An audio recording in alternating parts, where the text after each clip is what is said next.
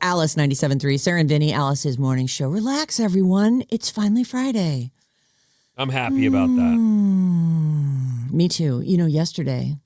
I don't know. I got the final email that I'm going to use I have two, marriage problems today. Oh. For bad advice. Well, 7 o'clock. I'm here, everyone. You are going to. I am a couples I think they're counseling easy. king. I think they're pretty easy, but they're, I can see it. I'm going to channel Ray.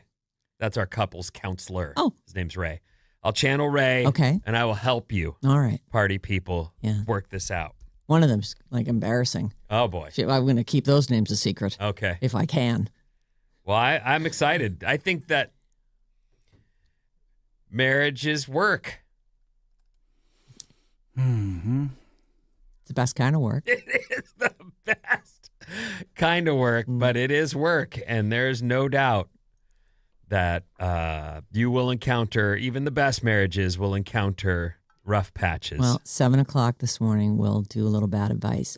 There's a couple things that I want to talk to the other room about. Okay. And I want to start with a little mini bomb that Bob dropped earlier this week, that she's, for her birthday, throwing a murder mystery night. Yes. Tonight's the night. So what is the deal with this? It's 1700s themed. Yeah. And it's 1755 Venice Carnival. When you say 1700, what does a costume from that era look like to you? I think like founding fathers, but jazzier, because it is Venice and it's a masquerade. So I told everyone at a bare minimum, you need to have a mask. Okay. So how many people did you invite to this murder Too mystery? many. I think I have 18 people. Oh my God. Yeah, too many people. And this is in your apartment? Yeah. Oh my. But 18 people that you know and love. Yes. And you said, I can't exclude this person. They've just got to come. No. What time does this whole thing start? 6:30. So is there a dinner first where a murder is revealed, or is it? No, but I'm making snacks. So I'm going to start cooking at 5. I'm going to make cheesesteak sliders. Oh, I also that have sounds really good. 6 vegetarians coming. And so I'm going to make, hopefully no one's listening because it's supposed to be a surprise. They're asleep. They all work in tech. It's I'm going to make grilled cheese, triangles, make them cute. Listen to this. And maybe peanut butter and jelly triangles. The missus, so for my birthday last weekend, the missus goes, what do you want for your birthday dinner? And I was like, I don't know. We have the McCutcheons coming over. What should we do? Should we have steak? Should we just make burgers? I want it to be easy enough. And she goes, never mind. I got it. And I was like, okay. Well, you asked. I mean, I was trying. Yeah. Suggestions. Then she left and did something totally different. She went and got Hawaiian sweet rolls, cut them up, and made grilled cheese out of the Hawaiian sweet rolls, and made a giant thing of tomato soup. Oh, that's hilarious. And that sounds delicious. It was so good. B, it was great for a room full of people because everyone could, serve themselves soup. They didn't need to, and they could just pull the sliders off. They weren't sliders, whatever that is, little. But they're like that. It's a little mini roll. Grilled cheese and mini roll thing. And I think of those Hawaiian rolls. When I think about sliders, I always love when someone puts a slider on a Hawaiian sweet That's roll. what I'm doing with the cheesesteak. That's what I do. That's great. The Hawaiian rolls. Okay, so there it is. But I just thought it was, and then the McCutcheons come in and she goes, "Oh, we're having," and Brian goes, "That's my favorite meal of all time." Aww. And I was like, I'm surprised of all the foods in all the kitchens of all the worlds. You go grilled cheese and tomatoes, but it was anyway.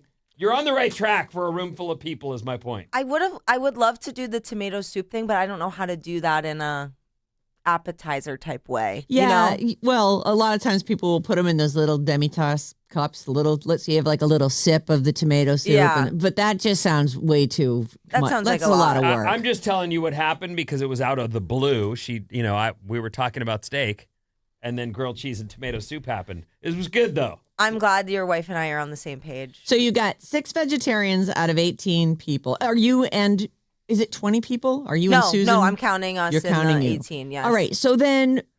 So I have 3 rooms set up. Okay. The living room is going to be the ballroom. Okay. And that's where a lot of, when we all have to be together, that's where we're going to sit. And there's not room for 18 people, but it'll be okay. Yes. I'm not that worried Everyone about crushes it. it. I'm mostly worried about fitting with my costume because I got a petticoat for under my dress and it's insane. Yes? What's a petticoat? It's a skirt that is big, that makes your dress big. Like, if you picture oldie-timey stuff where the girl's skirt flares out and there seems to be like ruffles underneath. It's like a wire frame. Yes. Like it could be a hula hoop. It could be tulle. Something that makes it poof. See, that's a petticoat. You wear it underneath under like a bride's gown or something. Very, very, very cool. A dome-like petticoat. Look at that. Oh. So did you get like a lace-up bodice, kind of a 1700s looking? I went girdly. thrifting. I tried to find. I didn't find anything quite right out in the streets of San Francisco. I even went to this old-time costumey vintage shop on Haight, and they had more 1700s is not really popular for dressing up. Though, people aren't familiar with it enough that you couldn't say take an 1800s or early 1900s look. Yeah. And go 1700s. That's why I asked. I was curious Old-timey. what's specific to the 17s. I think the big gray hair, big white hair. Oh, so do you have like a big gray wig or something? yeah. Oh my God. Oh, You're gonna take a million pictures, right? Yes, I'm gonna look insane. I'm pumped. You said that this is something that you got this online and it's got directions. Like Yes. you're okay. Yeah, so I think they really probably sold a lot of these over COVID because they dual sold it, which I didn't realize when I bought it, as you could do it over Zoom. Oh. So it came with, there's a detective, but he talks to you from a video. And I was like, forget that. I bought a secondary costume that I'm going to throw over my Countess costume to also be the detective.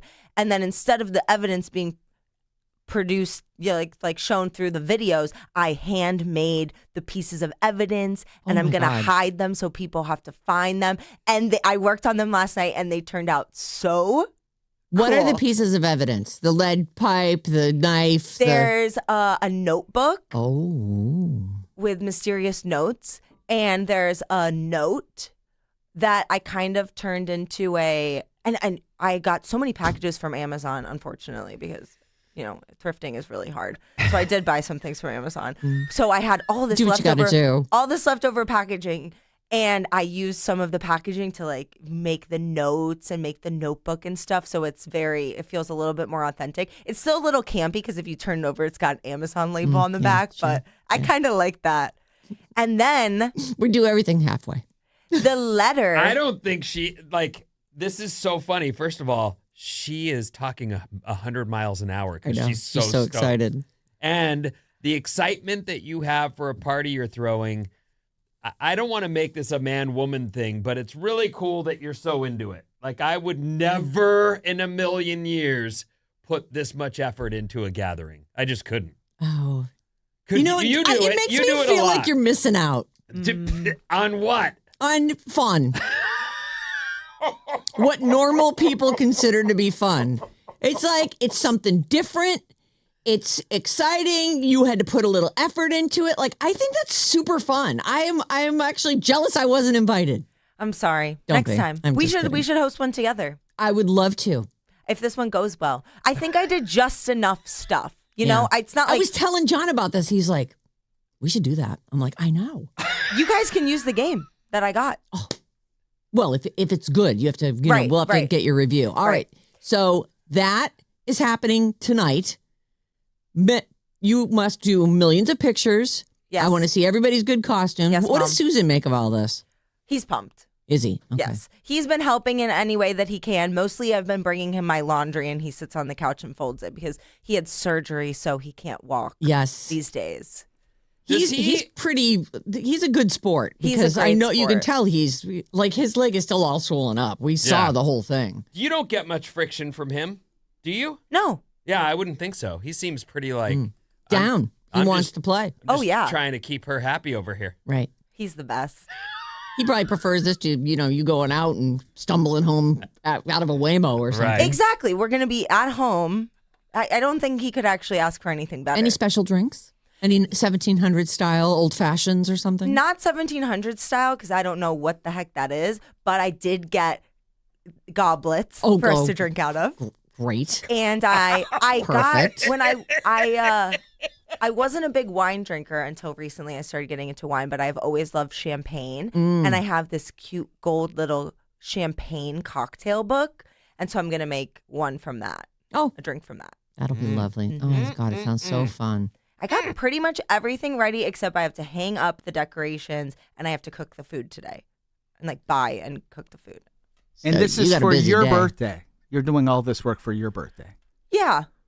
The birthday was the inspiration, but I haven't hosted anything in a really long time. I realized in December, I tried to put a sushi night together, and I was like, dang, this is really difficult. I really lost my chops on getting people on the same page and finding scheduling time. It's a skill. There's no doubt. And so, I love it. I'm really so excited to hear how it goes. KLLC HD1 San Francisco, Sarah Vinnie, Allison Morning Show. We're staying. I'm going to delete this song. We'll just roll right in because I want to talk about Survivor. Yes. I want to. I've got some breaking news, and we've got bad advice. So I'm down. I'm short a break, and I've got a bunch of stuff I want to squeeze in. Great. So here's your sponsor for this next part of the show: commercial free with Jane. More music on your ride home. Tune into Jane for our new 97 minutes of commercial free starting at 4 p.m. You can call or text us 800-400-3697 and email us anytime, Sarah and Vinny at Odyssey.com. I want to start with the breaking news. It matters to us as a show. Honestly, I didn't see that much about this. I saw it. It was here and there, but I figured that this was going to be, for us, we talked about this quite a lot. Because the guy's name is D4VD. Oh, this, yes. Yeah, David. So this guy is a singer that I never heard of before this whole thing, before a body was found in his Tesla. Same. And this girl had been missing for a long time. And I think that when he started dating her, she was 13, and I think she was 15 at the time of her death. So this guy, David, D4VD, he had abandoned his car, and wasn't there even something about the car was parked in front of on his manager's street or something? And he was about to play a show in town. That was the funny part. None of this is funny. No. I apologize. You were talking about this story as it was coming down that this guy, this musician who's out on tour somewhere in the world, his car was found with a body in it. Yeah. And charges had never been brought.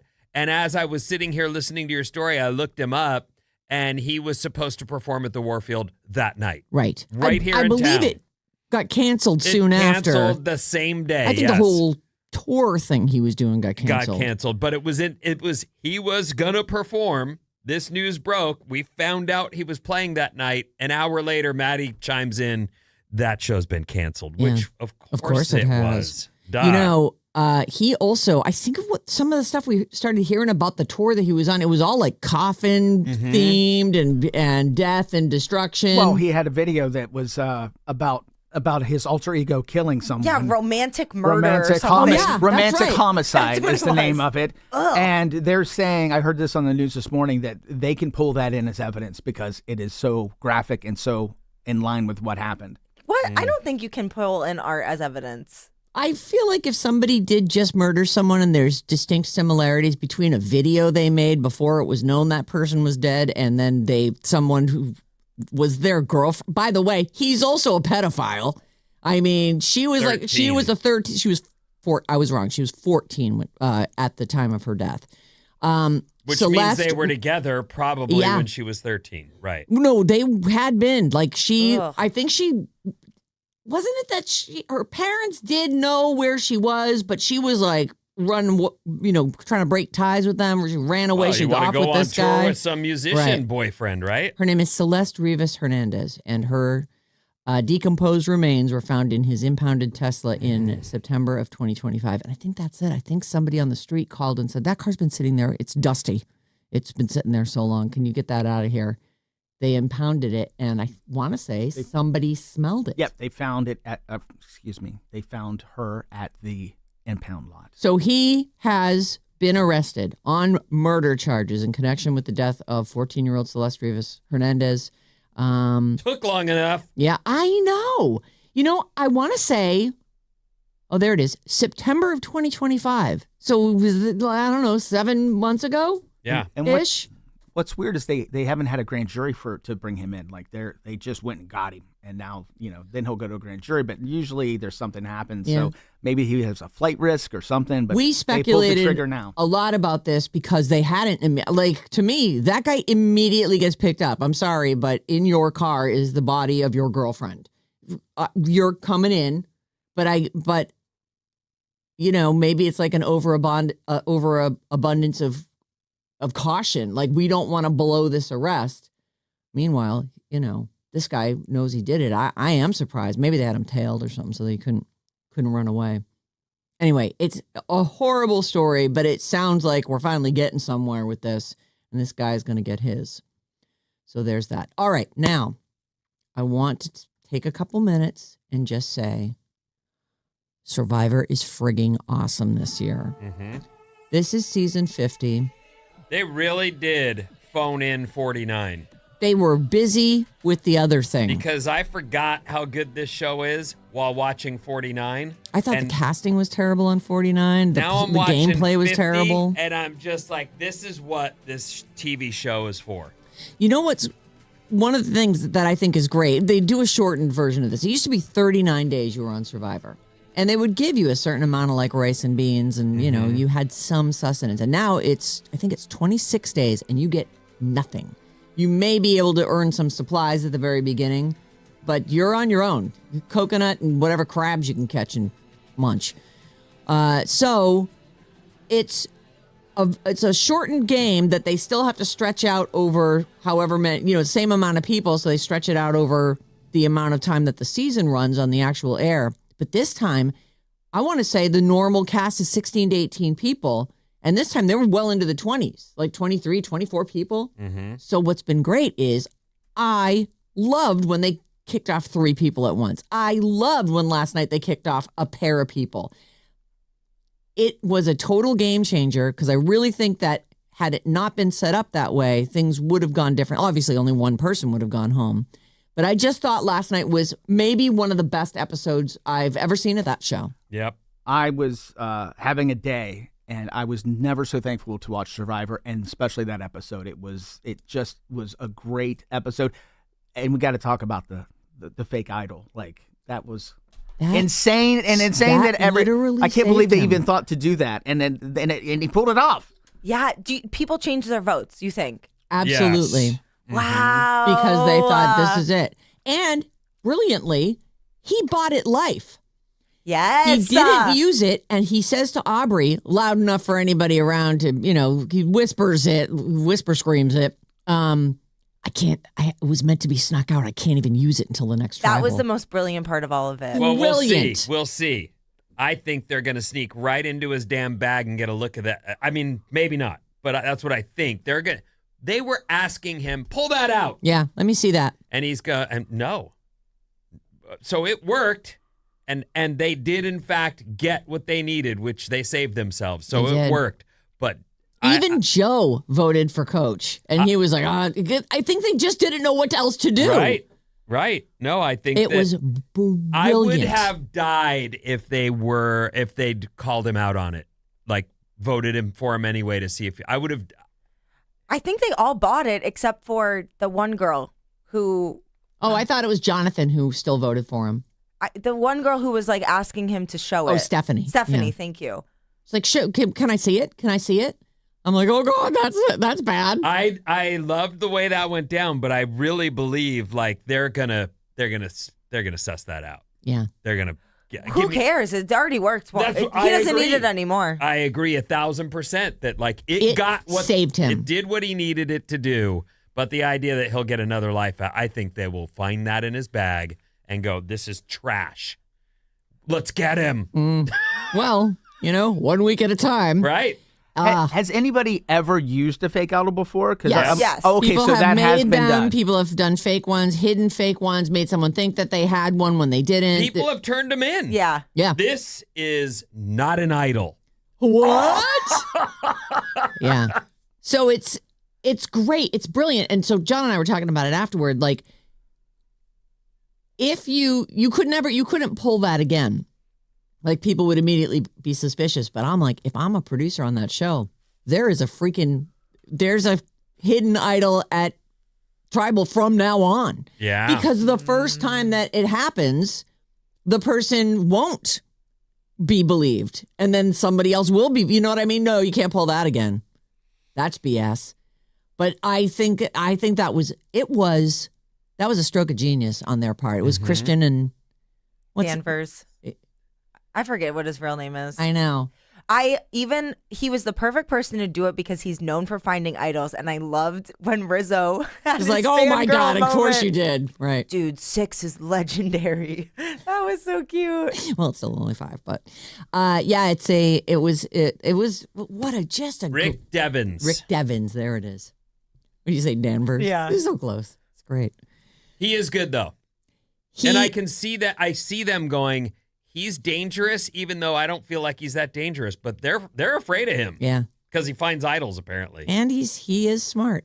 But I really feel like what they did to Aubrey, where they made her get rid of her idol last week, she just turned it in, like, for no reason. It is kind of her fault. She should have just said, I could tell you guys weren't going to vote for me, and I didn't want to use my idol for no reason. And instead, she said, oh, I forgot, which was like, come Weak. on. But truthfully, it's like well within your rights to do whatever you want with the idol that you have. Like, I was actually kind of bummed at them for pressuring her about that. It seems like it's old Survivor versus new Survivor because Rizzo did that 6 weeks in a row. And over and over. And nobody bat an eye. It's respect. It's the game. But there's so many of these playing with loyal and integrity players. Oh, that's such BS. You're on Survivor. The whole point is be the best at lying and tricking everyone. You know what? One of the fun things for me is not last night or whatever, Wednesday night, but the week before, they were setting it up to look like it might be Coach. And my wife was like, I hate that guy. I want him off the show. He's terrible. He's so arrogant. He doesn't back. And I was thinking, yeah, that's good casting. This guy's a great villain. I don't want him gone and he makes it through. And this week, watching them say, shut up. That lady just goes, I'm attached to you. You need to zip it. Yeah, go lay in the hammock and don't make any noise. And don't yell haikus out and don't do your funny dances. It was great. It was great. It was good TV. I actually wonder if he had not been relegated to the hammock, if he would have stayed. Impossible, right? Like, they were just all going to get him. Oh, and I loved the challenge. That challenge was great. Hardcore, like lots of different moving parts. I love the challenges on that show. They do an amazing job They with the really, challenges. really do. The amount of times where a team, and it was a little different last night, but the amount of times where a team is ahead, but there's so many legs that another team can catch up. It's so well designed. I know. I love it. And it is true. Sometimes someone you're like, oh, that person's out. And then they come back and win it. Wasn't it that young girl? She came back, the one that Joe like took under his wing last 4 seasons ago. Yes. She was like out of it. She was like out of the contest, and she just put her head down and worked. And we had a breakdown afterwards. Like, I can't believe that happened. And it was. Well, she had challenges. She did. Was she on the spectrum? She was. I don't know if they ever laid out exactly what was going on with her, but she had some anxiety and she powered through that and wound up winning it, which was such an inspirational moment. Well, that's what I want to mention real quick before we move on, or unless you still have more. Suri last night was great. I loved, first of all, she's wearing eyelashes out there. They've got to be permanent, right? They have to be glued on. Can you get permanent ones? Yes, you can get them glued in. You remember Nicole, she was our board op. And Coco? Yes. She had permanently affixed extra eyelashes. Oh, I didn't know that. Well, I didn't either. I was like, you have the most amazing eyes. She goes, they're totally fake.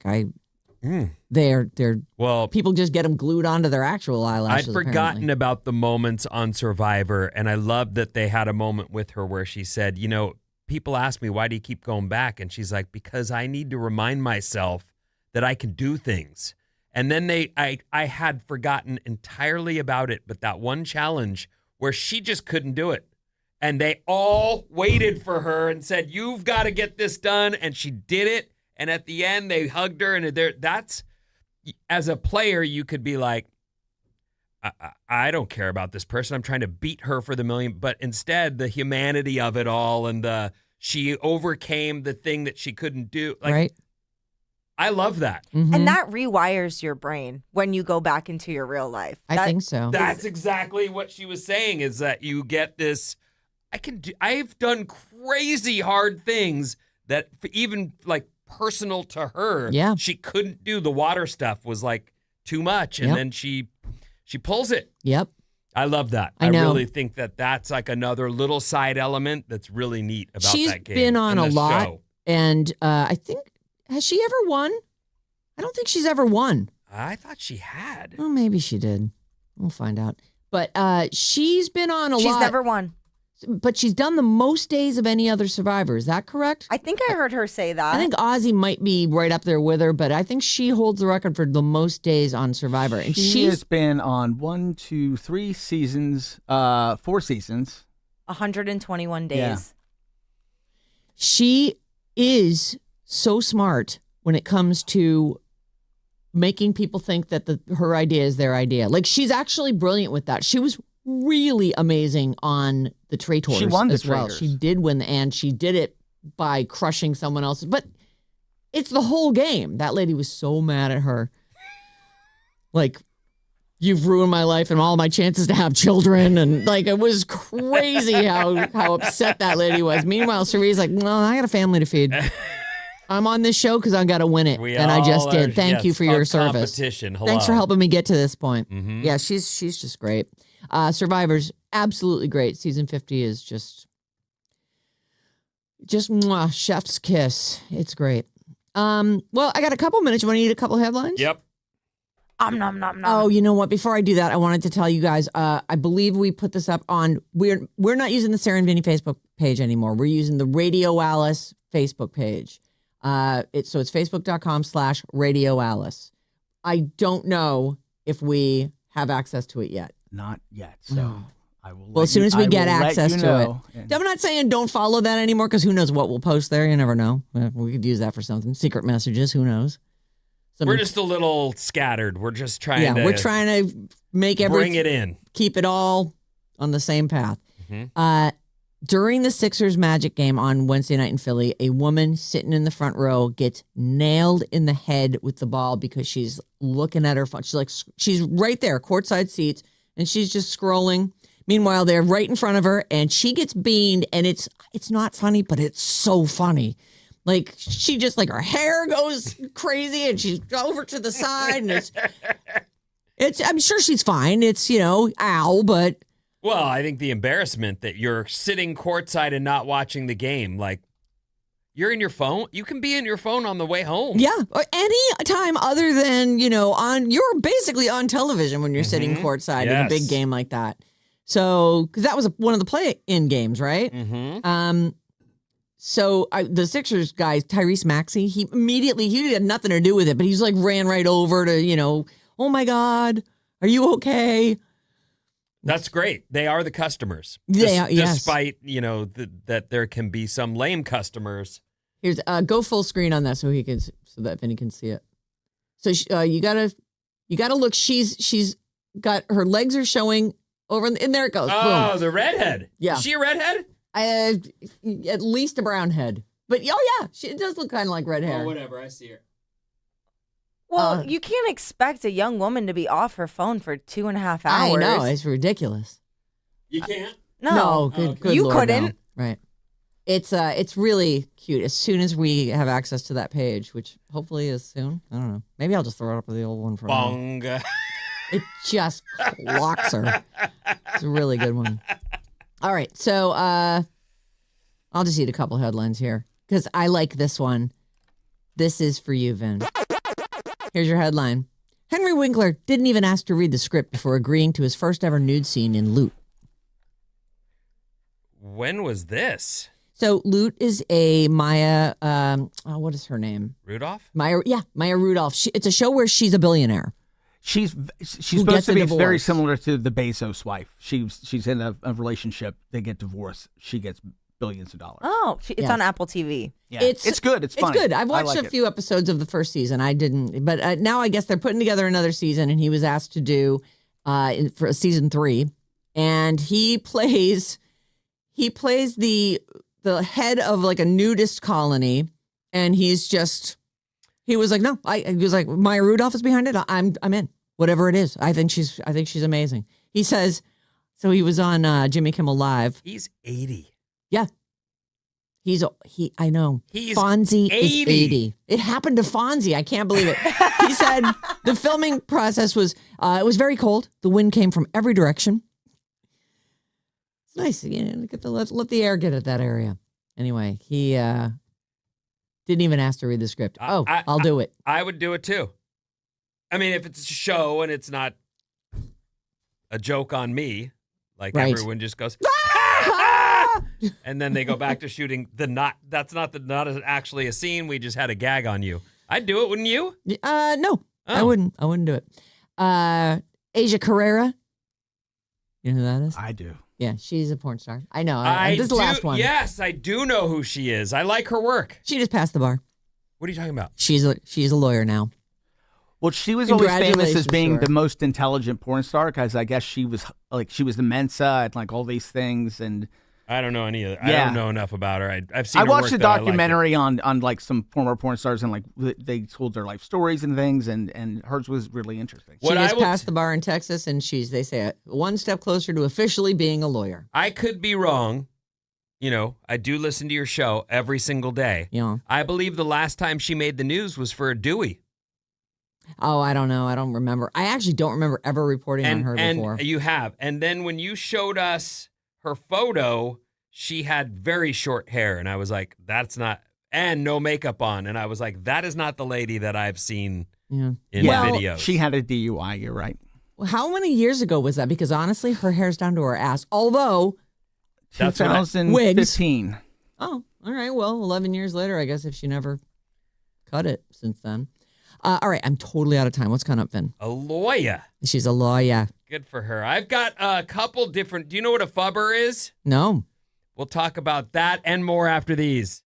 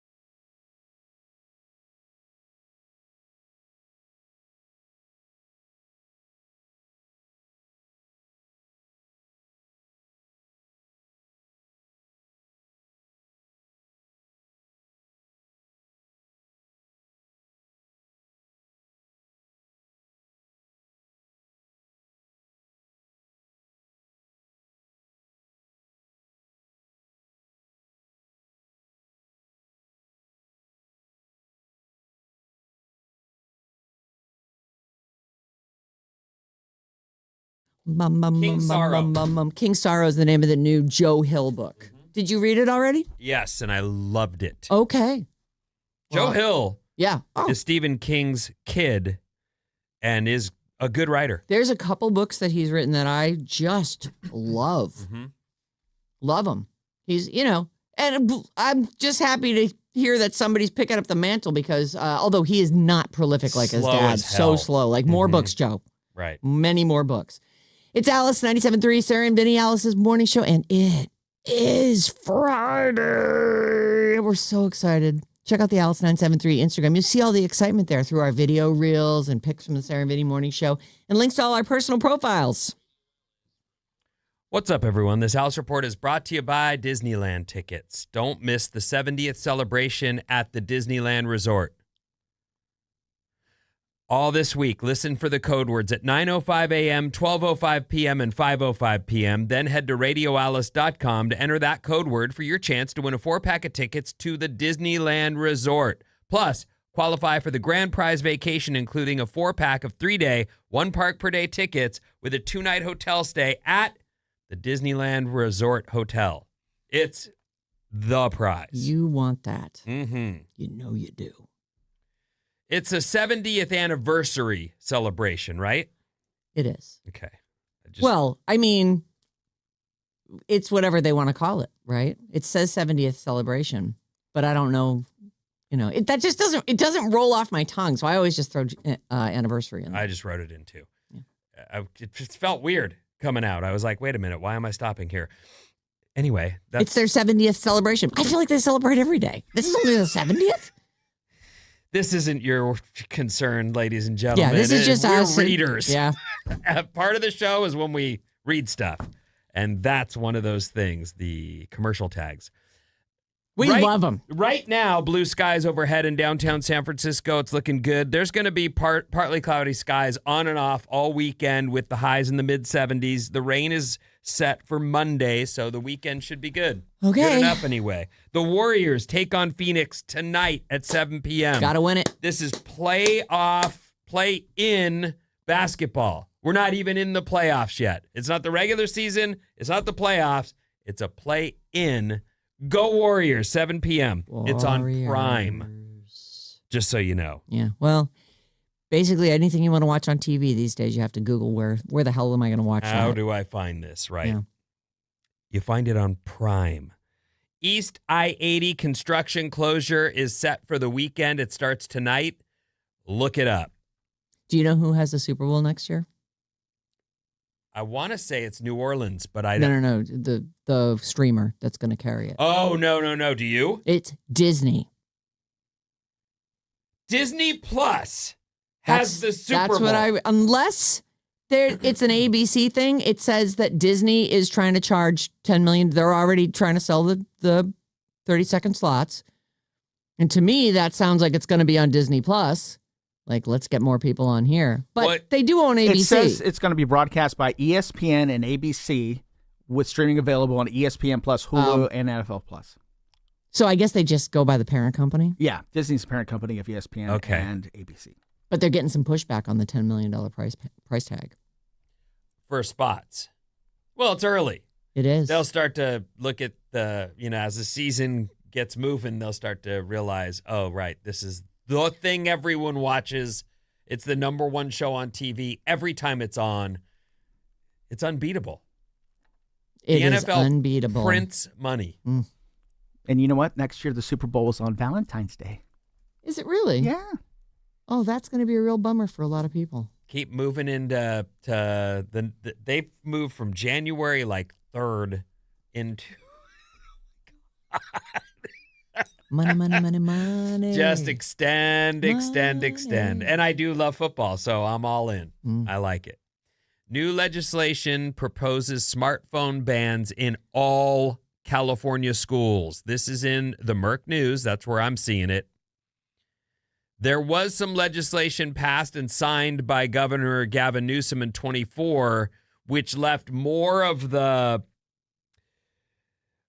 it to be handled in locally. Locally, exactly right. So thank you, because I was lost there. A statewide ban on students using cell phones in schools could come as early as next summer under newly proposed legislation. There are other states that have done this, a bunch of them actually. Really? 10 other states have recently passed bell-to-bell phone bans in schools. And there's As Texas, in New York, Virginia, Oregon, Arkansas, North Dakota. Like there's a bunch of states that have said bell-to-bell, no phones. In other words, between classes, you can look at your phone. I don't believe that's the case. I believe they mean from the morning starting bell to the last bell. to the last bell. We all survived school without being able to talk to our mom during the day. I actually feel like that it is reasonable. You're there to learn. That is why we have school for you. One of the problems I realize, I'm not a school teacher. I don't work in it. But every person thinks they're the exception to the rule. Every single person thinks, well, but my kid is going to need that because they need to get a hold of me. What I suggest to everyone, if this is going to go through, and I bet it does. I hope it does. I suggest the watch. The watch will not provide them any social media, no fun at all. But if you really need to check in with that kid, or if you're really afraid they can't dial 911 without their phone, they can do it with their watch. They won't be able to use any social media, but they certainly would be able to get a text from mom that says, I got to pick you up early. There's an emergency. I get it. We all have emergencies. But again, we all survived without. They would call. Your mom would call the office, and you'd get paged to the principal's office or to the front office. Like it's easy to write a bunch of stuff on the chalkboard and say everybody take a picture of that. But you know what else works? Pen and paper. Smartphones are incredible devices that can be helpful in so many ways, but they are also incredibly disruptive, distracting, and addictive. Mm-hmm. And we know that children's mental health, attention span, and social well-being are being impacted by these phones. And there's no doubt. Those are known things. Mm-hmm. So it'll be interesting to see. This is, again, new legislation proposes a smartphone ban in all California schools from starting bell to ending bell. And I bet you it goes through. So get ready for that. And if you need to fight that, then I've just warned you. Yeah. There will be exceptions made for safety, health, and educational purposes. And the problem will be every parent will say, well, my kid. No, I gotta. Yeah. We're the exception. And people who are talking about like their kids' anxiety and the things that, that they feel that their kid needs help with. This is a great way for your kid to be independent of you for 6 hours a day. Mm-hmm. They got to deal with it. They got to figure out a way to get through it. Nothing's going to happen. They're going to walk out of there and you're going to pick them up, or they're going to get on the school bus, whatever it is. And everything is and they're going to have lived a day without being in constant contact with you or anybody else. Hopefully learning all kinds of things. That would be, I used to think I don't want to talk to my mom. I'm at school. But you want to talk to your friends. Well, yeah, but they're right here. This is where they are. I'm doing it. They'll actually have to learn how to make a plan to meet at lunch at a certain place, or after, you stop and you chat with your friend before school starts and you say, hey, we'll meet here at this time.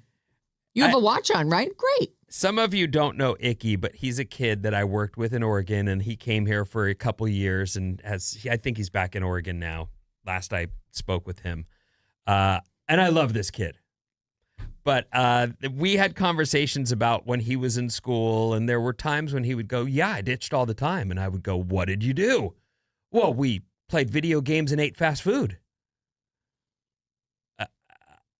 Because those things were available. But why? What did you ditch for? Just to go surfing? I didn't ditch. I was at school because people were at school. That's where the girls were. And if I was going to ditch, and I'm not saying I never did, I did. It was to go surfing or to do something. There was a specific reason, not just to blow off a day.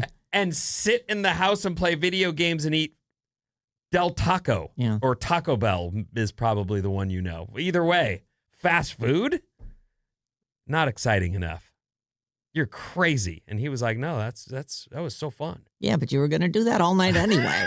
Like, I don't understand. Okay. More of that. Anyway, this term phubbing is Phubbing. It's about phones. It's going viral right now. It's been around, though. It means it's officially when you're snubbing the person you're hanging out with by staring at your phone.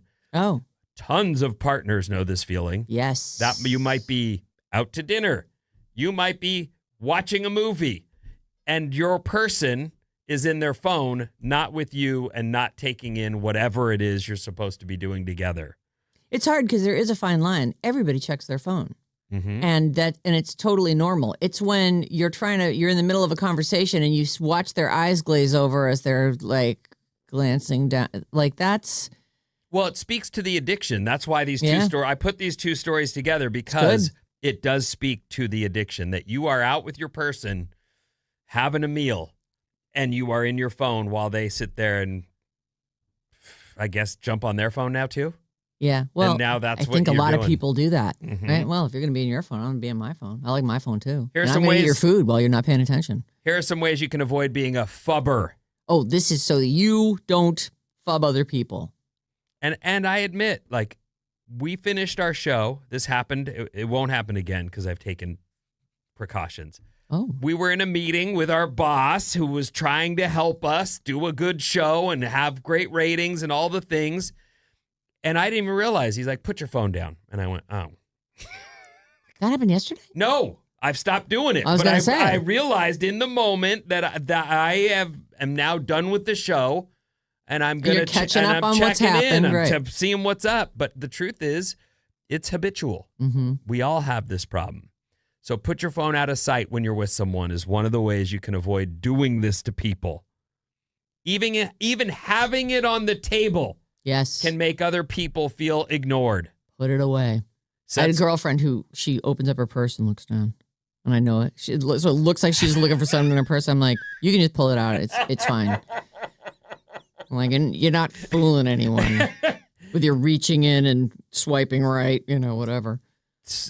Baby steps, they say. Try putting your phone away during meals or for certain hours of the day to help you get used to not checking it every 5 seconds. You know, the thing about the phone, too, is that it just becomes so integrated into everything that we do. Like, I make a concerted effort to put my phone on the charger and go outside and do my thing. And then I'm like, I got to go in the house. That flower is gorgeous. I have to take a video of that. And now my phone's on me. And now I feel it buzz. Oh, what is this? And the next thing you know, there you are. You're all stuck up in your phone again. They say here, be honest. If you're expecting a text, if there's something you need to do, then just say so and look for it. But don't silently scroll.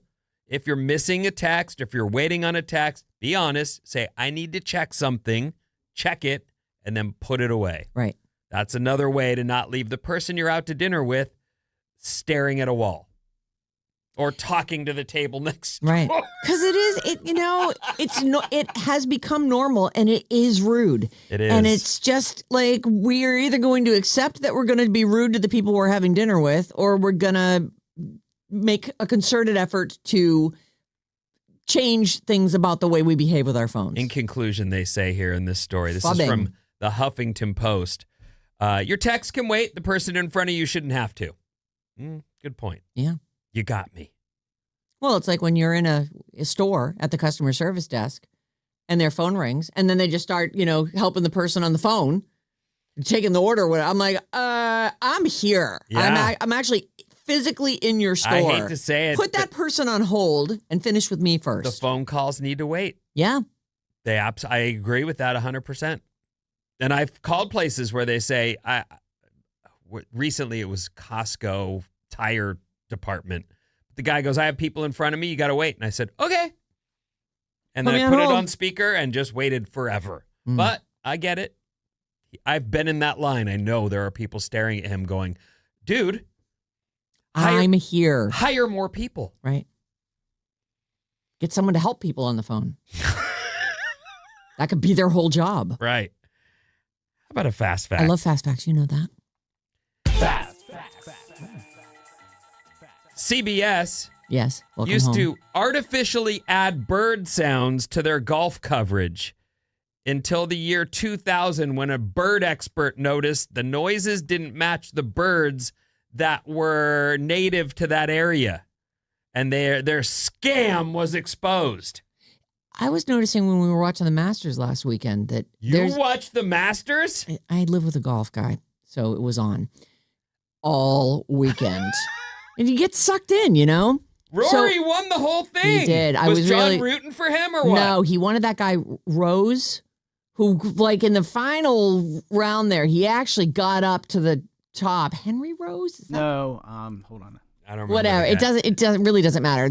But I was noticing, because I was like, you know, on my computer, just doing whatever. And I was like, wow, like the bird noise is profound. Like, why did they even have to pipe anything in? Just stick a couple mics out in the woods, I guess, because I was. So where is that? In Georgia? That's Like in Georgia. whatever the Masters is, whatever yes. the Georgia birds are, man, they were going at it. And I'm like, well, it is springtime, you know, the birds are going crazy. Yep. It's Justin Rose. Justin Rose, If that's who you're thinking of. older dude, right? Like 40. Well, Scotty Scheffler's the one that came back from like 12 strokes down and almost won. Yeah, well, this guy was in the mix, and He's I guess 45. 45. So he tied for third.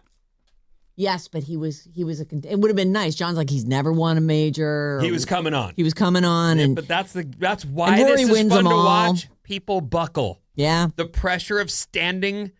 And Look, the- if you've never golfed, I understand it seems like a weird thing to care about or love, but when you do it, you realize it's way harder than it looks. to just the obsession quietly level is crazy. Sit there and be like, this is only a 5-foot putt. I can do this. And then you miss. Hey, what the? It's hard. Mm.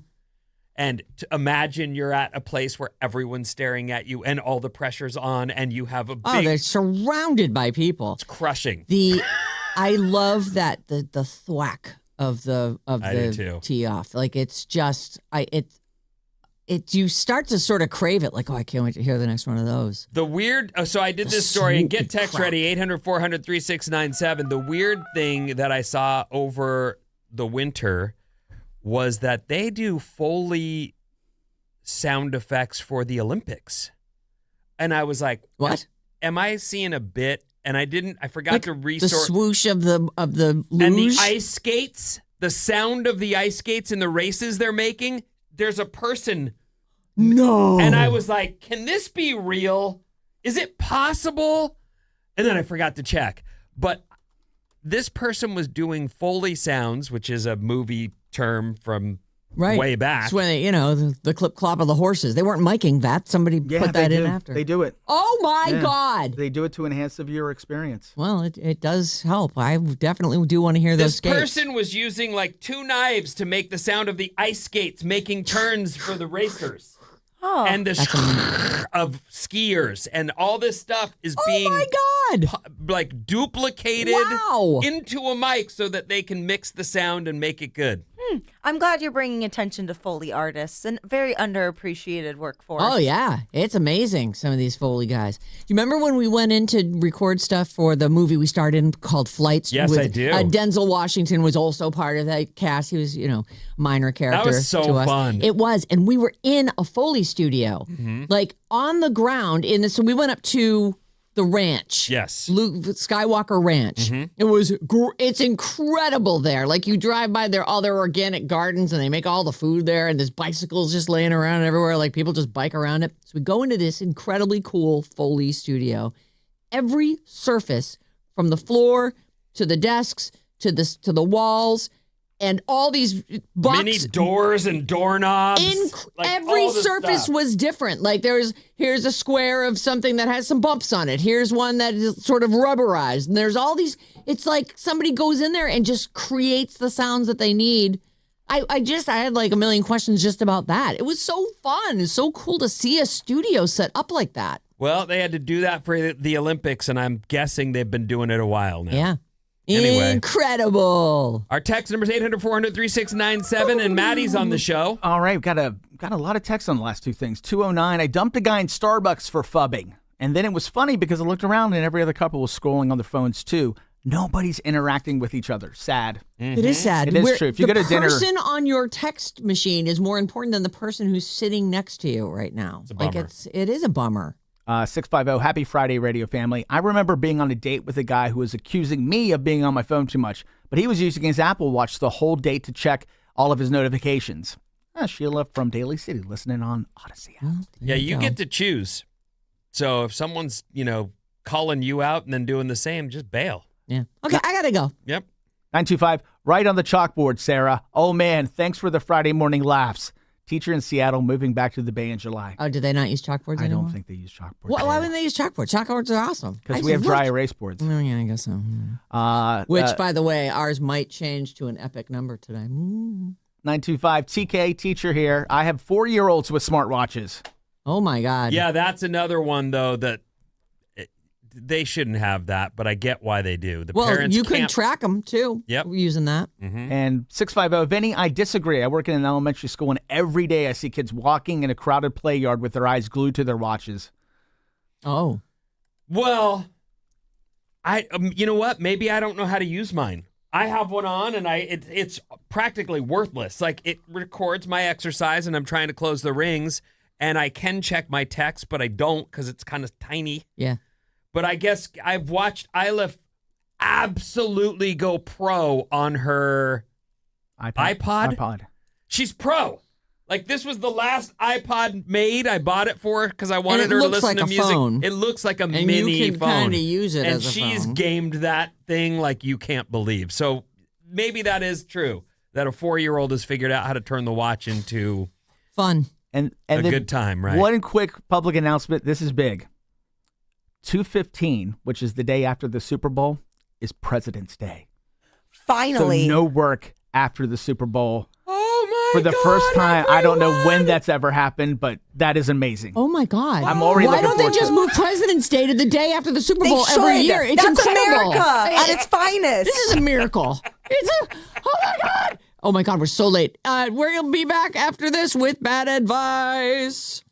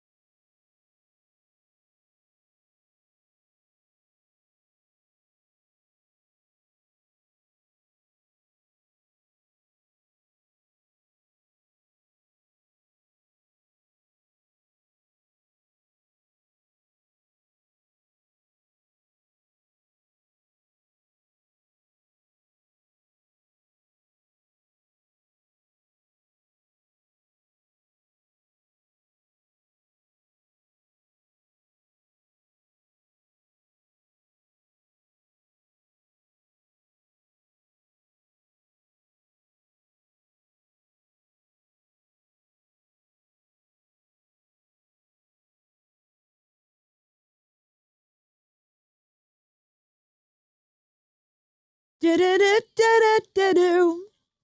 Do-do-do. Do-do-do-do-do-do. Mariah. It's Alice, 97.3, Sarah Vinnie, Alice's morning show. Hello, Friday. Today's Bad Advice Day, and we're going to do it right now. I did want to mention that I got some responses to last week's, and I'm thinking, if you have feelings about one of the problems that we present, or you want to do a follow-up, like you're the person who wrote it and we had questions, get them to us as soon as possible. I feel like I've got to completely reset last week's problem right now, because I've got a couple responses. This is about the toddlers, basically, preteens, and porn. So bad advice. Our email for that is badadvice973@gmail.com. And thank you to everybody who sent in letters. There were a lot of good ones. I decided to kind of theme it out today, so I've got two kind of marriage problems that are both light and funny. Have some fun. It's Friday. Yeah, no. But I want to start with the preteen porn thing. So the person who wrote to us, who runs a daycare, and it's a child care program, they're calling it here. I listened to your bad advice at least 5 times. Oh my God, you guys are amazing. The preteens in my child care program discovering porn on the internet. I contacted my licensing specialist, and I was advised I did not have to contact CPS because I did not, in fact, suspect that Audrey, who was the child in question, I did not suspect her of child or sexual abuse. I suspect Audrey has access to unregulated online activity. So I don't know what the rules are. This is what that person says. She says she checked with someone and she doesn't have to. Next response email. I'm behind on my podcast. Just listen to the bad advice from the daycare provider with an 11-year-old who's been watching and showing porn. This is a potential sign of sexual abuse and or inappropriate behavior in her presence. The owner/teacher is a mandated reporter. I'm a teacher. I know this to be true. She must report this to CPS. It's not her job to investigate and figure out what's going on. This girl needs someone to look into her situation as soon as possible. If there's nothing there, great. But it cannot be overlooked. It's the law, and it's there to protect kids.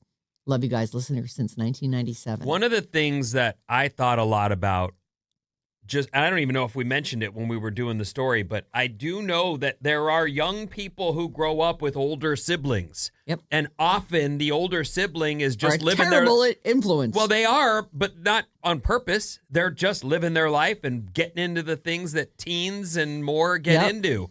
And if a young person is around and sees that stuff and figures out how to access it, they think they're just grown up. Yeah. It's very much like how there I was with a ciggy at 15 going. 15? Well, even younger. But I didn't become habitual until later. The thing is we do that. And I don't even, looking back, I didn't think I was trying to be grown up, but certainly you are seeing things that are being done that appear to be cool. Right. The cool people that you like. I want to be like that cool guy. Yeah. Yeah. It's part of it. So I don't know what the rules are in this, and I don't think that's our place to say. I feel like CPS is there for a reason. I don't know. Well, I don't know what to say about it. I don't remember what I said, but I think that you need to talk to the parents and say, this young person cannot bring the content they're bringing into our place, or you're fired. From our daycare. Right. Yeah. All right. Now let's get into some of this week's bad advice. Good morning to my radio family. I wanted your advice on our upcoming 10th anniversary. My husband works a ton of hours, but has taken some time off for our anniversary on the They're on vacation right now. Oh, good morning. On the 16th of April, so starting yesterday. He'll be home we're too late to save this person. Oh, no. He will be home for 5 days. We have a 4-year-old, and he'll be going with my in-laws for 2 of those days. Here's my question. My husband wants to stay home and get some projects done that have been put off. One of those is building a shed we bought from Costco. That sounds not fun, she says. He travels a lot for work, so he has some free days at Hilton. I'd like to go stay for a few days and enjoy some us time. He's not wrong. We do need to build the shed without our son under our feet, but we didn't even get a honeymoon. I just want some time with him. Do I zip it and just get the projects done, or do we ignore it and go away for a few days? My in-laws live 2 hours away, so we don't get the days to ourselves often. Please help me decide. I'm sorry that we're a fan of over 20 years. She signed it. I'm terribly sorry that I didn't get to it. I must have had it in my queue for last week and swapped it out at the last minute. But let's just say it's next week. Well, I mean, it's happening right now. It's not too late. I suppose, right? I don't think. I feel like, to me, why can't you do both? Exactly. That's what I was going to say. Even if they're in the middle of building that shed right now, finish it up tomorrow and then go. I will say, as I used to travel a lot for a job. Every week I was on a plane every week. And you really, really want to not be in a hotel ever again. Like, I get his point. Like, you just, like, really, you want to stay home and just do home stuff, because the last thing you want to do is on your vacation do what you have to do all the time, which is get on a plane, go to the airport. Oh, that's a great point. That's and, really and, fair. and go to and live in a hotel room. I mean, it is. Meanwhile, she's like, oh my God, we get all these Hilton rewards, and I would love to do that. Okay, well then they should stay home and do nothing, if that's what his reasoning is. They should not just work the whole time that they're home. They should make sure. Like, It how sounds long like does she it needs to take reconnect. To build this Costco shed. Yeah. Like, if I feel like those things are probably, they have a direction sheet. You take a couple hours and you build the shed. You know, the day project, it gets away from you, takes longer than you think. You stop for a minute, you have some lunch. I actually think, having experienced this myself, and I get what Maddie just said, it's very true. The guy might be, but he also wants to. It's their 10th anniversary. I don't really believe that whole happy wife, happy life thing sounds very fair, but I do think that it's a situation where, dude, your wife hasn't gone anywhere. You've been going places, but she hasn't. Yeah. I would absolutely say, let's take a night and get out of here. One. And then just be together, have a great dinner somewhere. Hotel sex. Yeah, all that stuff. But I know that feeling. I'm that guy. If I have a project, it's probably in my phone written down on my to-do list, and I can't wait to get it checked off. Mm-hmm. Cannot wait. Well, and it sounds like this Costco shed's been on site for a while. So I think there's absolutely a compromise that can be made that will make them both happy. I wonder if they could use the points for a spa or a day or something at a Hilton. There's got to be a establishment. Hilton nearby, right? I wonder. That's actually not a bad thought. I was the same way. I had Hilton points, traveled all the time. You can use them for hotel stays anywhere, any Hilton. But you can't use them for not for stuff? spas and stuff. But yeah, you can go anywhere. But again, it's still a hotel room. You know? Yeah, but I mean, isn't the whole point like we're in a hotel room because that's where we're keeping our stuff, and then we go out and we have a great dinner. Right, have a great dinner. Go to the beach or wherever you're at, whatever the nearby attraction is. You know, I do think that as much as he's like, I want to get these domestic things done, 10th anniversary, dude. You got to. And we were just at our counselor, and the guy goes, have you guys ever hopped on a train to Santa Barbara and just, like, you love Santa Barbara, you've said that already. Hop a train, spend a night, have a meal, do all the things couples like to do, walk around State Street, go down to the beach, have a great meal, go to bed, do those things too, and then take the train back. It's a great outing. So when is it booked for, Vin? I haven't booked it yet. But it's one of those things that is like, you can do this. You guys should be planning something like that. You can. Yeah. I feel her. And I liked what you said. Sometimes you got to, there's a pallet in your backyard with all the pieces you need to build the shed you need. Tripping. Yeah. And especially if you travel a lot, like there's no place like your home. You just want to be at home. Yeah, that's so fair. But you have to put effort into your relationship to keep the spark alive. And she wants this. Like, I would want to do it. Even though I don't want to do it, I would want to do it. Mm. So I hope that they're doing that. I hope they're listening from some faraway beach. Right. Or they don't hear it until they get home on Sunday. Anyway, write us and tell us what you decided, because I feel so bad. I just read the date. It's They're too like, late. oh, no. Wow. It started yesterday. It's, we joke because of the Ben Affleck speech where Marriage is is work, work. but it's the best kind of work, and I wouldn't want to work with anyone else. It is easy to take your partner for granted.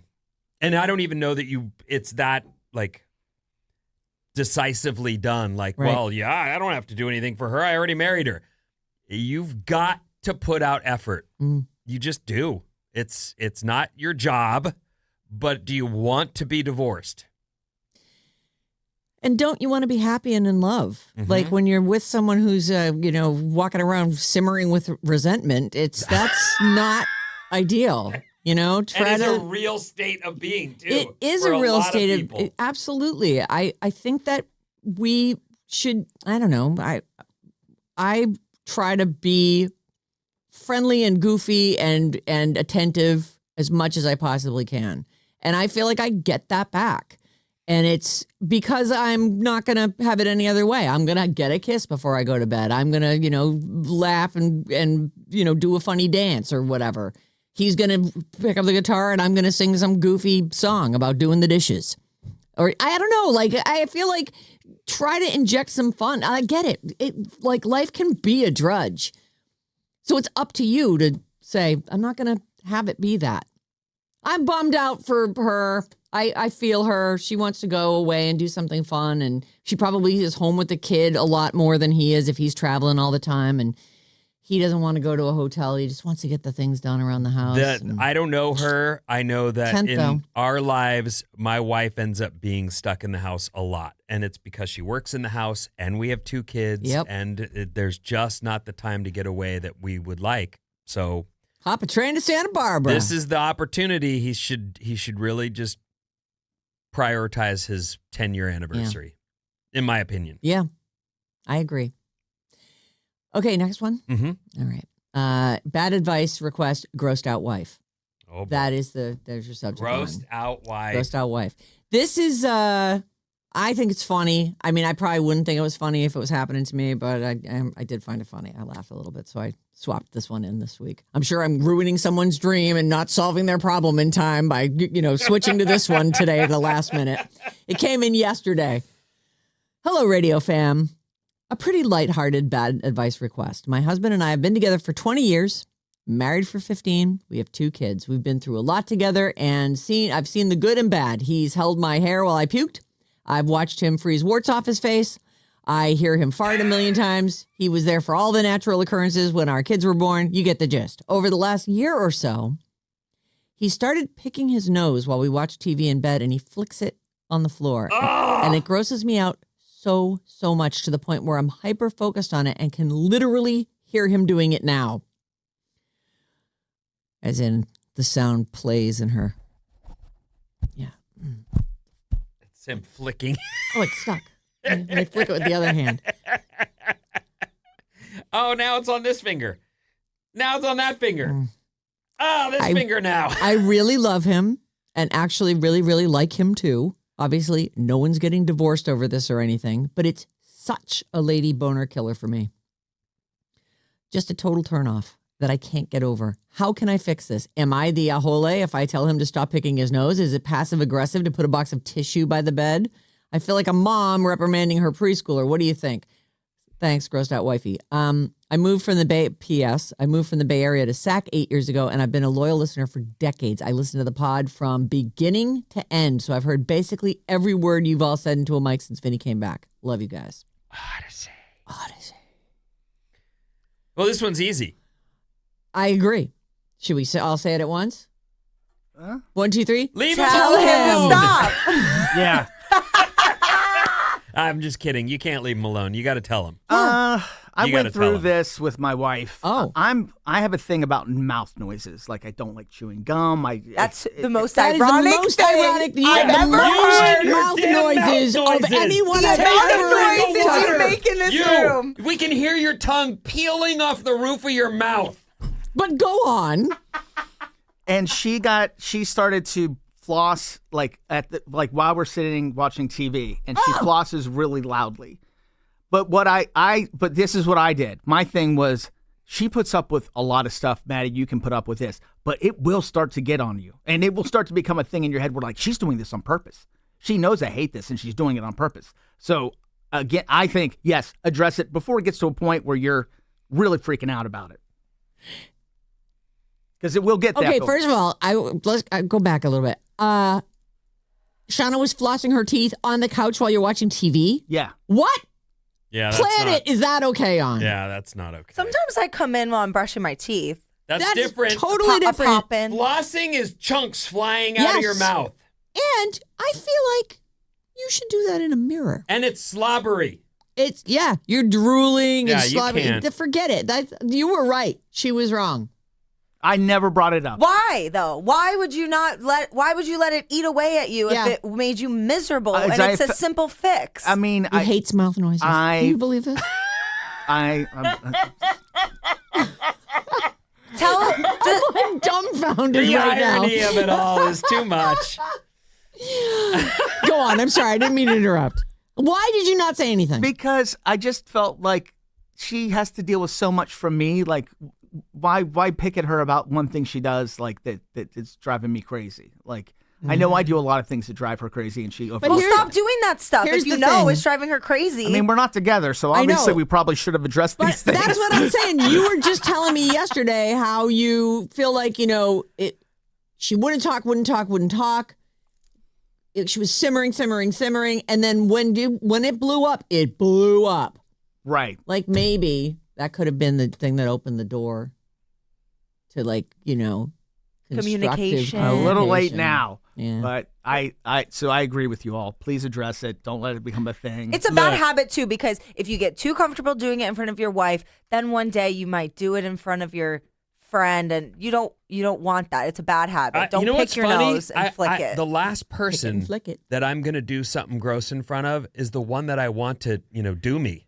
Like, I don't, of all the things, he's doing it in front. I would do it in front of my friend. I do not gross stuff in front of my John, wife. so he won't want to do me. Wait, Like, get I'm out of here. definitely, That is You ridiculous. like that? Is that hard? I would say the booger farm on the floor on your side of the bed is unacceptable. Yeah. I'm going to get you some tissues, and I need you to stop doing that, both in front of me Both. and when I'm not around. Use a tissue. You cannot flick boogers onto the floor in our room. Yeah. It's a no. Yes. This is we're not negotiating now, I'm telling you. If you ever. Well, these are hard conversations to I bring don't up. think they're boogers. They're not that but hard. it's still, he could very much be unconsciously in this habit. I do think that people don't even realize they're picking their nose until you point it out, and then they go, "Oh yeah, look, there is a pile there." You know It's what? weird that it just started a year ago, because this seems like a habit you would have had since childhood. I know. But maybe Over he the was, last year or so, started picking that doesn't make sense. I remember as a kid, I bit my nails, and I didn't know why I bit them until I realized my dad bites his nails. And so it was a thing that, I Like witnessed worrying it, regularly, right. like biting them. And you see people who bite their nails, there's blood marks, and They look ragged. they're just destroyed. But one of the things that helped me quit was I would be watching TV with my dad, and he'd be like, "Pff, pff." He's biting his nails and just spitting them out. And it is his home. He did all the work and paid for all this. But I was really grossed out by that. Like, this is the floor I lay on, and you're just going, gross. Spittle and little bits. All the stuff. So I kind of went, this is not a habit I want to have. And I've quit. I don't bite my nails. I haven't since I was a little boy. But it's look at you seeing that and going, I don't want to be that guy. that's gross. Yeah. Do you want a couple of quick ones from the folks listening? Yeah, on the text line? definitely. 707, this is not the time to be passive-aggressive. Give him the tissues and tell him to stop digging into his nose and flicking it. You have to be the adult and tell the man-child to knock it off. Yeah. Agreed 1,000%. You know what? I think being direct is the way. Hand him the and say, and please don't do it don't do that in here. I'm watching you do that out of the corner of my eye. But have a nice tone to your voice. Honey, it's just disgusting when you do that. Another 707, if they've been through so much together, she should be able to just tell him to stop picking his nose. I agree. Personally, I would also start watching TV and sleeping in a different room if you didn't stop. Yeah. Oh, that's a good point. It's gross. That's a thing kids do. Yeah. Like we moved, I don't want to say who, but we moved a nightstand away from the bed at one point and went, There's a booger farm on the wall here. Are you kidding me? Who does this? Well, Kids. it's your kid, yeah. I hope a booger gremlin is behind this because I can't imagine who thinks this is okay. That sweet little girl. Yeah, it's not. It's you just got to address stop it. it And immediately. listen, people pick their noses. I pick my nose, and I just don't do it in front of Sarah. other people. I love picking my nose. It's great. Such a relief sometimes. Oh, that feels so much better. But yeah, in front of somebody and flicking it in your house, that feels unconscious to me. Like he's. I know the time. The last thing I want All right. is for my wife to think I'm gross. Right, and she even says it kills her lady boner. I know. Right. What's coming up in the news, Vin? And by the way, thank you for writing, everybody. badadvice973@gmail.com. Washcloths and more after these.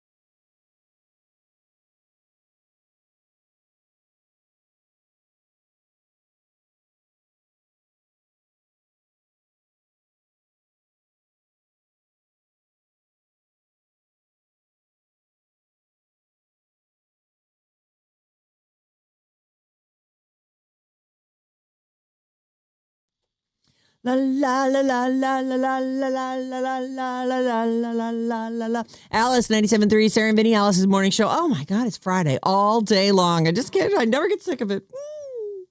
Listen to the Sarah and Vinnie Full Show podcast on the Odyssey app. Odyssey, Apple Podcasts, Spotify, or wherever you get your podcasts. If you missed our bad advice segment, we were magnificent. We were magnificent. I like when we all yelled out different answers. Please enjoy our podcast. It's available wherever podcasts are sold. They're free. What's up, everyone? This Alice Report is brought to you by RadioAlice.com. Listen live, win contests, and get our full show podcast. Oh, I love that. All at RadioAlice.com. It's the same award-winning website it's always been. Website.com says number one. Yeah. Yep. Kickasswebsites.com, number one. Yep. RadioAlice.com, the number one website of them all. Make it your homepage. Yeah. All right, here's what's happening. The weekend ahead, and hopefully you have a good one. Partly cloudy. There's going to be sun, there's going to be some clouds, but there's no rain expected till Monday. That's great news. And highs in the mid-70s. There is rain, though, scheduled for Monday and Tuesday of the beginning of next week. Whatever that means to you. I got a lot going on this weekend. What's going on? I got soccer tonight. Oh, boy.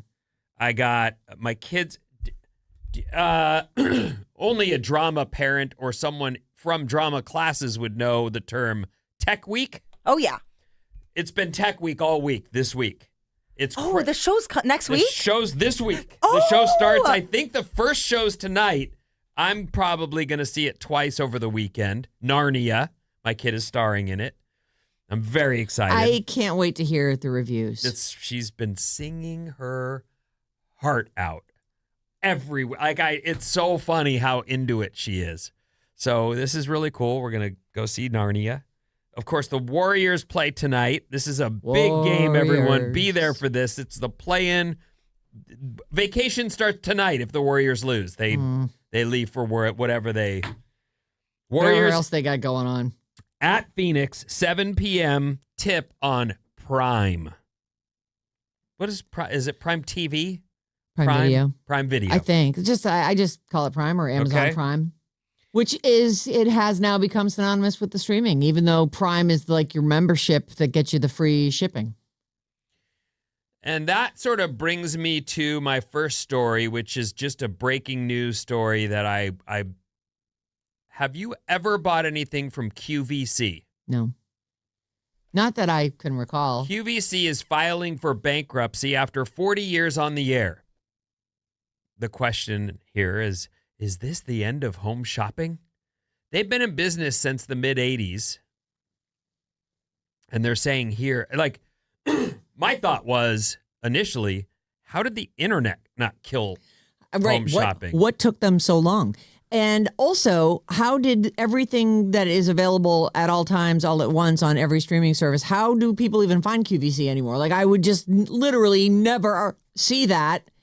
And yes, you seem to want to say something. I have my mother-in-law, when God bless her soul, when she died, she was a QVC addict. Like, she would just buy. There was boxes all over the house of stuff unopened. Looks so useful. I'll take it. She liked to watch the presenters. She liked the shows. Oh. And she would watch it all day. So there are people who enjoyed the hosts of the shows, and that's why they watched it. You know, I don't know how they set that up, if it's like a national thing or if it's regional or whatever, but we used to work with a guy named Brett Hamilton at DRE, and he is a longtime, you may know him. He's a good-looking dude, and he was a longtime QVC host. I think he was he was our midday guy. He was our midday guy. Mike Rowe started on QVC. Oh, did he really? He sure did. The Dirty Jobs guy. Yeah. The Evening Magazine guy. Yeah. Do you guys ever watch Shark Tank? Yeah. Because I wonder what this means for Lori on Shark Tank. Her big selling point whenever she's trying to get a company is that she can get it in front of America on QVC. Pipeline it to QVC. Wow. QVC Group said it's filing for Chapter 11 with billions in billions in debt. Wow. They plan to exit bankruptcy in about 90 days. So they're not gonna fold. They're not folding yet, but this is one of those things. We've witnessed it in different businesses, around the country. Our own. Where they, where they go into this bankruptcy and they restructure things and they get hopefully investors to, jump in and they hope to exit bankruptcy in about 90 days. QVC and HSN lost about half their cable TV viewers between 2018 and 2024. They say the cord cutting has ruined their business as people leave cable and just a la carte their television services. That is a thing. I would, again, my first thought was, why aren't people shopping on the internet? It may be because they like the hosts. Yeah. It may be because they're not computer literate. They might be like... They might not even have the internet. Yeah. So that might be it as well. And it does sound like they might be, or they hope to move their shows onto the internet. I don't know why they haven't already. Well, I'm sure there's a QVC.com where you can go and buy some of this stuff after the fact. There's got to be like a home shopping network or a QVC homepage somewhere. The company's peak was in 2017 when QVC bought HSN, their longtime rival. Yeah. But that is always where... That is the beginning of the end when these companies say... Eat each other, right. Well, we need a bigger reach. Then we can really be in business. And then they find out, whoops, we didn't have the money for that. It's like the thing that your parents would say, do you have the money for it? No, I was going to use a credit card. Well, then you can't buy that. But no. But I really want it, though. But you don't have the money But for I need that. it, though. But I got to get it. My God. Yeah, we're going to get it. The stock price has fallen more than 99% my since God. 2021. Oh, my God. Which I've seen, certain companies, they find themselves there in penny stocks. And then they're delisted. Is that the term? Yeah. Taking off the... It happens. Yep. So QVC, everybody going out of business. Well, restructuring and hopefully staying in business. It's not looking good. Hopefully for our friend Brett. I love Brett. I know. He's great. So. Yes. I am a washcloth guy. Yes, you are. You've said that many times. I think about that sometimes. We have, 20 of the same washcloths. Uh-huh. I appear to be the only one in the house that uses them. Oh. Like everybody else just soaps up. Yeah. And they just soap up with their hands. That's the way. And they wash themselves. And I like a good washcloth. I get that good and soapy, and I get that everywhere. Head to toe. Yeah. I wash all the stuff. And I've tried to tell my kids, and they just don't want to. They don't want to.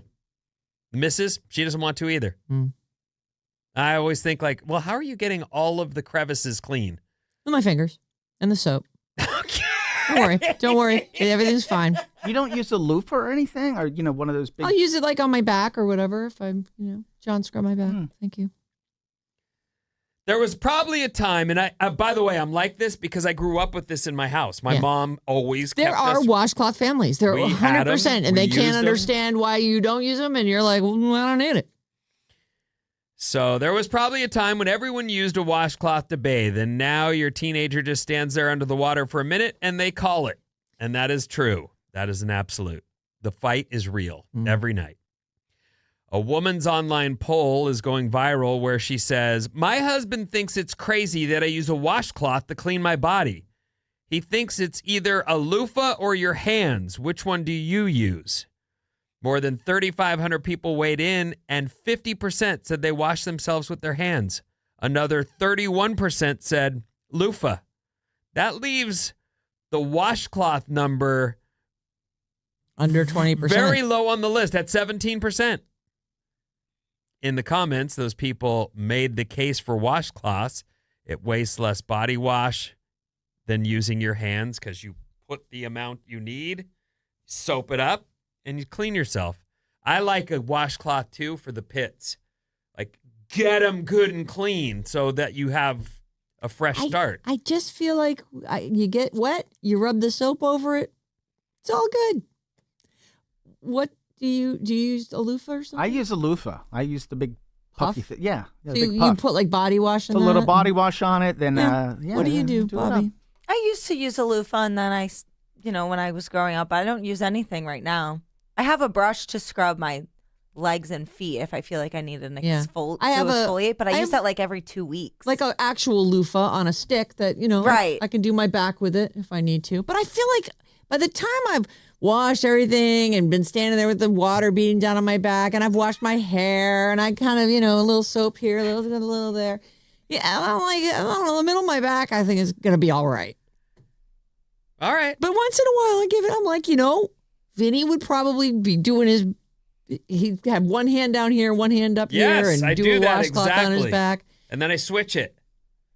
So And you then get an X. And then I wash the lower back and then the butt cheeks, the whole thing with a soapy washcloth. Yeah. I don't need that. Okay. Bar soap. Hey, listen, maybe I'm stinkier than most of you. It's possible. I'm sure that's not it. It might be. You, of all the people in your house, probably could just stand underneath the water for a second and then hop Maybe. out. You go in the ocean every day. You don't need to be showering at all. No, the ocean is not a shower. It is not Do clean. not. Nobody should ever think that. The ocean's not a shower. No, I need to shower. And as I fought with my kids, I've tried to explain to them, I like to be clean. It feels good to exit a shower knowing that you've cleaned Scrub it yourself. up, dub. I don't know why that's such a problem, such a foreign thought for you. God forbid you're clean. Are your girls like running through conditioner? Like it's going out of business? Oh, yeah, all kinds of stuff. Yeah. All the stuff. Like, It's a toilet paper thing right now for us. When they left for a couple days last week, it was the first time I hadn't plunged a toilet in ages. oh, what a relief that must have been. But yes, the conditioner is a thing that I I'm don't like, use you it. literally so. can put a quarter size amount, rub it on your hands, rub it. I'm like, it'll get everywhere. Don't worry. My one son, he'll go through like a huge bottle of Pantene in a week. I'm like, what? The average person, though, probably goes 1 bottle of shampoo for 2 bottles of conditioner, right? Yes, I think that's true. It does seem like I go through more conditioner than shampoo. Oh, yeah. I thought you were saying the opposite. No. It's 1 bottle of shampoo, 2 bottles of conditioner. It just seems to be the way. It does. Random things everyone experiences but never really talks about. Here's a couple that I think are... Okay, let's hear it. When you have bags of clothes for donation, but end up driving around with them in the car for a few months. Oh, my yes, yeah. door to my bedroom is opening less and less every day because there's a huge pile of stuff to donate behind it. Pretty It's soon at like you're gonna be locked out 30%. of your bedroom. Yeah. But I don't have a car, and it's such a pain. I wonder if you could call a Task Rabbit, and they'll come pick it up for you. Can you come get the thing? Or just make a point to go to the place where they're supposed to be dropped off. Or put them in a trash bag and put them in your trash can. There's that. No one's wearing them right now. No one's missing them. No Right. way. There's some Lululemon leggings in there. Yeah, I mean, I think there's others that could really make They those could, useful. but you're never going to do that, and pretty soon you can't get into your bedroom. So it is an option. I'm not saying it's the best option, but it might be the best option for you. On the list of things we all experience, everyone experiences this but never really talks about it, they say. When you get a notification that something was delivered and you can't think straight till you get home and get that thing brought inside. Oh, no, I don't have that. I have that other distraction. I don't do a lot of mail ordering, but when I do, I have that like, okay, it's coming Tuesday. I'll make sure I'm there for Tuesday. And then you're watching it go, nope, they parked it somewhere in the middle of the country. It's not moving.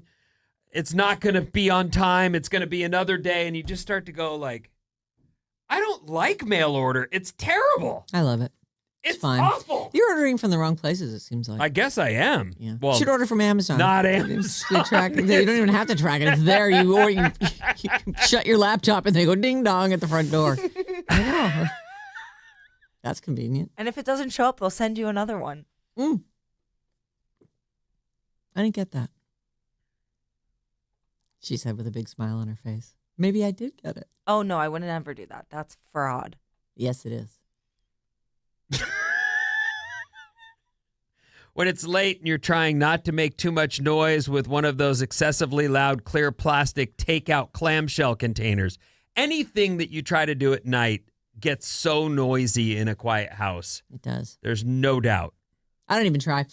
I don't care. So John says every morning, between where his head is on the bed and where I exit the house every morning, there's a bathroom and a closet, and I'm in a hallway behind that. And he goes, "Oh yeah, I know exactly when you leave." I'm like, "What do you mean?" He goes, "Well, you stomp down the hallway, you slam the door shut behind you, you clomp down the stairs, you clash the gate as you exit." I'm like, "Oh yeah, all right, that is when I leave." Okay, That is hysterical. not that funny. My favorite part is I don't even care. I don't. I'm like, it did occur to me, like, you told me this a couple weeks ago because we were talking about, I go, "You don't even know what time I leave." And he's like, "Oh, no, I do." He hears it all. Yeah. I didn't realize. Is he quiet while you're sleeping at night? You know, at 7:30? Of course he is. You know what happened to him? He doesn't have to be that quiet. Like, noise really doesn't get me. But he says, "Well, when I put the dishes away, I try to be quiet." But I'm like, "I've never heard you. I've never heard anything outside this room." Yeah. Well, look at you. But the kids used to be, I used to, "You're so inconsiderate." And then I'm laying in bed like, just all like amped up, Yeah, I can't. not getting back to bed. But eventually it worked. Like you scared them off. Oh, to yeah, the no, point it didn't where take long. They Right. didn't want to. Don't wake the monster. They don't want you. Sometimes snapping. Yeah, Works out. You know what? I've opened the door and there's my cute little kid going, "I just wanted to give you a hug." Yeah, I'm like, that's not what they were doing. "Oh." They were like slamming their bodies against my doors. They're fighting with their rockets scupping down the hall. I'm like, Rockets. dude, it is 7:30. It's very late. I've been trying to sleep for an hour now. 800-400-3697 is our text number, and Maddie's on the show. So many places. Let's start with QVC. 415. Currently paying off my dad's $50K QVC debt. Why do you have to pay it off? Well, now do they have to pay it off at all if they're declaring bankruptcy? Oh, yeah. You still got to pay. I think you still got to. But so is the dad still alive? Is that why she's I read you in the whole charge? text. Okay, you're right. Sorry. I don't know. It's like a fast fact. I can't ask any questions. Got it. 650. Hey, Maddie, my grandmother was the same. She was a home shopping addict, and she would talk about the percenters like she knew them. So I feel like QVC and the other ones are on the way out because that generation is dying off. It's like a really expensive podcast. Yeah. Yeah. Because that is it. They're just standing there on the set, like Griffin. What is it? What does it all cost them? And they sell stuff. This thing looks great. And I can switch it up and turn it inside out. And now I've got 2 dresses. My mother-in-law, every Yuck. time you open a box from QVC, she would be like, "This is the best. This is the best. They've said this was the best." And I'm like, of course they said it's the best. Everybody's got a vice. Yep. I think being a shopaholic is not the worst, but it's not a great vice. Well, it's an expensive one. Yes, exactly. Yeah. But it's below being a drug addict. Sure. I mean, a heroin problem is, I think, worse. I feel like it's probably very underreported how many people are shopping addicts that are just online, having nothing to do with, like, it's just that late night, I'm bored, I start researching something and realize, well, I got to have this. Click. Yep. Because it's a click. And now it's on its way. Buy with one click. Some advice for Bob. The Vietnam veterans from 510. The Vietnam Veterans of America will pick up your donations. Currently have 5 bags in front of my house. They'll be here any minute now. Oh, wow. Thank you so much. That's a good deal. And 415 says Bob could use Ridwell to donate clothes, a pickup service for clothing donations. That's RIDWELL. Oh, my God. Everyone- You should do this today before all these people come to your house for the party and 2 people get jammed in the doorway and can't get away. Nah. I think that happens a lot. Christina will drive around, put the stuff in the car. On my way out, and then as everything took longer than expected, right. She goes, I'll get that another day. It's just not a top priority. It's not hurting anybody It isn't. I know. until Susan can't get through the door with his crutches. You could at least move the bag. It's not a bag. What is it? It's a mountain. Oh, jeez. I can hear him now. Oh, no. Oh, no. Oh, at least he landed on a soft pile of clothes right behind the door, though. 707. Use a washcloth every day. Clean between your toes, people. Yeah, Laura on the app. all of clean between everything, behind your ears My and hands in between. take care of it. I put a finger between each toe. Well, don't the It's toes all get clean from all soapy. the other soap coming down? I like to really wash my feet. Yeah, do you guys clean your legs Yeah. Yeah, specifically? Yeah. I mean, A lot of people yeah. don't. I don't really. soapy washcloth on every part of me, from head to the bottom of my feet. All the stuff. No I wonder hope you you look go so in a good exfoliated. order. What? I said I hope you have a good order. Well, of I mean, things. obviously, the last thing is The back, last thing is the back thing. I had Well, a the last thing should be your feet No. No. because they're the dirtiest. I would never touch my feet, something to my feet, and then touch it. So feet second to last, and Here's, then the, you the bad really want to place. know? No, I do my legs and I'll wash all my feet, top of feet, between toes, bottom feet. Then I get the backside, cheeks, then the middle, the middle of your butt. I clean that with a washcloth, and then I turn it over and throw it down onto the floor, and I stand on the washcloth and like sort of rub my bottom of my feet on there to get rid of the soap in the water while the water's hitting it. That's every day. Twice a day. let's see here. One more. I have one more question. Then what happens to it? Then I pick it up, I wring it out, and I hang it up. You use it You again? use it again. No. Okay. Just checking. No, it gets hung up to dry, and then I will pull those out of there and throw them in the dirty laundry. So Why are you looking at me it's so a cross-eyed? single time use. Yes, absolutely. Yes. I'm just cross-eyed. That's all. I know you're not. Looking at you. I had a roommate in college, and I used his washcloth, and he reminded me what the last thing was. Yes. He's like, "What's the first thing you wash?" I'm like, "My face." He goes, "Well, the last thing I wash is." There's a good joke in Friends Yeah. about that. Yep. Oh, really? Yeah. Let's. I have heard that. 925. One more on this washcloth All right.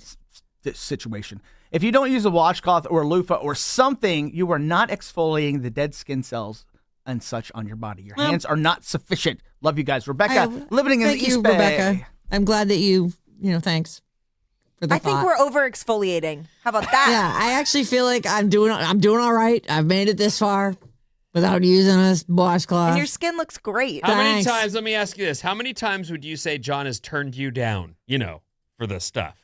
Never. Right. So you're doing okay. Yeah, but that's he's just a dude though. Wait, I get turned down. Does that mean that What? I'm smelly? You do not. You You get do? turned down? He says no. Occasionally. For what reason? I'm He's in a bad tired. mood Oh. or I'm annoying him. Oh, that makes sense. Really? Well, you guys are young. Maybe that's it. That seems weird. Most guys would go, I better get this while I can. Well, they're still, they are still young. They're still in a phase of their lives and they don't have kids. Like Yeah, when you have a kid, he'll never turn you down again because it'll start to spread out long gaps You say it won't, in but the it will. business. All right, we're going to take a quick break. When we come back, we're going to grapple with AI.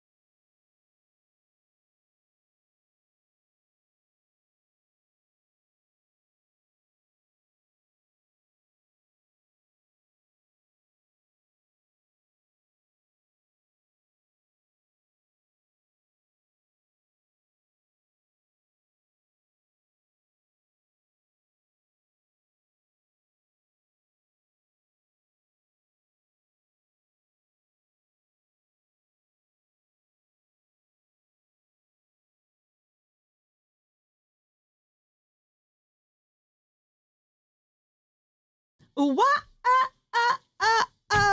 Alice, 97.3, Sarah and Vinnie, Alice's morning show. We are less than an hour away from your chance at Disneyland tickets. They are celebrating 70 years at the Disneyland Resort. So excited about it, I can't even say it. Listen for code words today at 905, 1205, and 505. Take them to radioalice.com and enter them in. You're in the running for a 4-pack of tickets for the Disneyland Resort, and you'll be qualified for the grand prize vacation. A 4-pack of 3-day, 1-park per day tickets with a 2-night hotel stay at a Disneyland Resort hotel. It's amazing. Embrace it. It's amazing. Call or text us anytime, 800-400-3697. And our email is sarahandvinny@odyssey.com. Are people sending us emails? Are you checking that on the regular? So we are, check it every day. We're getting a lot of folks who want to play in Bridge the Gap when we start bringing listeners in. But they're almost all Gen Xers. We need some Zillennials. We need Zillennials. So what is that, like under 40? Yeah. All right. Is that like kind of our demarcation line, or is it more like 45? No, I think 30, mid-30s at the most, ideally. But yeah, under 40. I think, honestly, anyone, no offense. Because I'm thinking for Gen Xers, I would want people who were like around 50. Yeah, like around 45 and above. I think being in your 40s, you're too in the middle. I agree with You're that. too perfect to Yeah, play. you're too perfect to play. No You'll offense. know it all. You'll know it all. Yeah. That's why we don't want Shasky to play. Because honestly, which team would he play for? He's 45. He's Team Shasky. Yeah, that's true. Generation Shasky. That's what he told us. Sixth generation San Franciscan. Yeah, that's the line. I'm just Joe from San Francisco. Anyway, good. So Sarah and Vinny at odyssey.com. We're looking at those fairly regularly. So if you have, that's a good place. Like if you wanted to send a pic or a video, that's a good place to send it. Because it'll get looked at, and it's, because you can't send it via text to us. I read this morning, and I kind of grouped these things together. This is about AI. It's all around us. I feel like every book I'm reading now is about AI. All the problems of the world are either being caused by or being solved by AI. I know you might even think, I reject AI. You're using AI all the time. We're all using AI all the time. Like, it's around you. Even if you're not typing in ChatGPT, if you ask that, can you add this to my shopping list, or whatever, to the device that sits in your kitchen, like play me this music. It's all AI. And it's funny because when I thought about AI before, I don't know, a year ago when it became a thing that was everywhere, I always thought about, the AI overlord. I thought that true AI was self-aware, like a computer that has become so fast and so smart that it's aware of itself and has become an entity, a person. That's probably not the right word, but whatever. It becomes a self. So it's everywhere. It's infiltrating everything. And a lot of people are freaking out about it.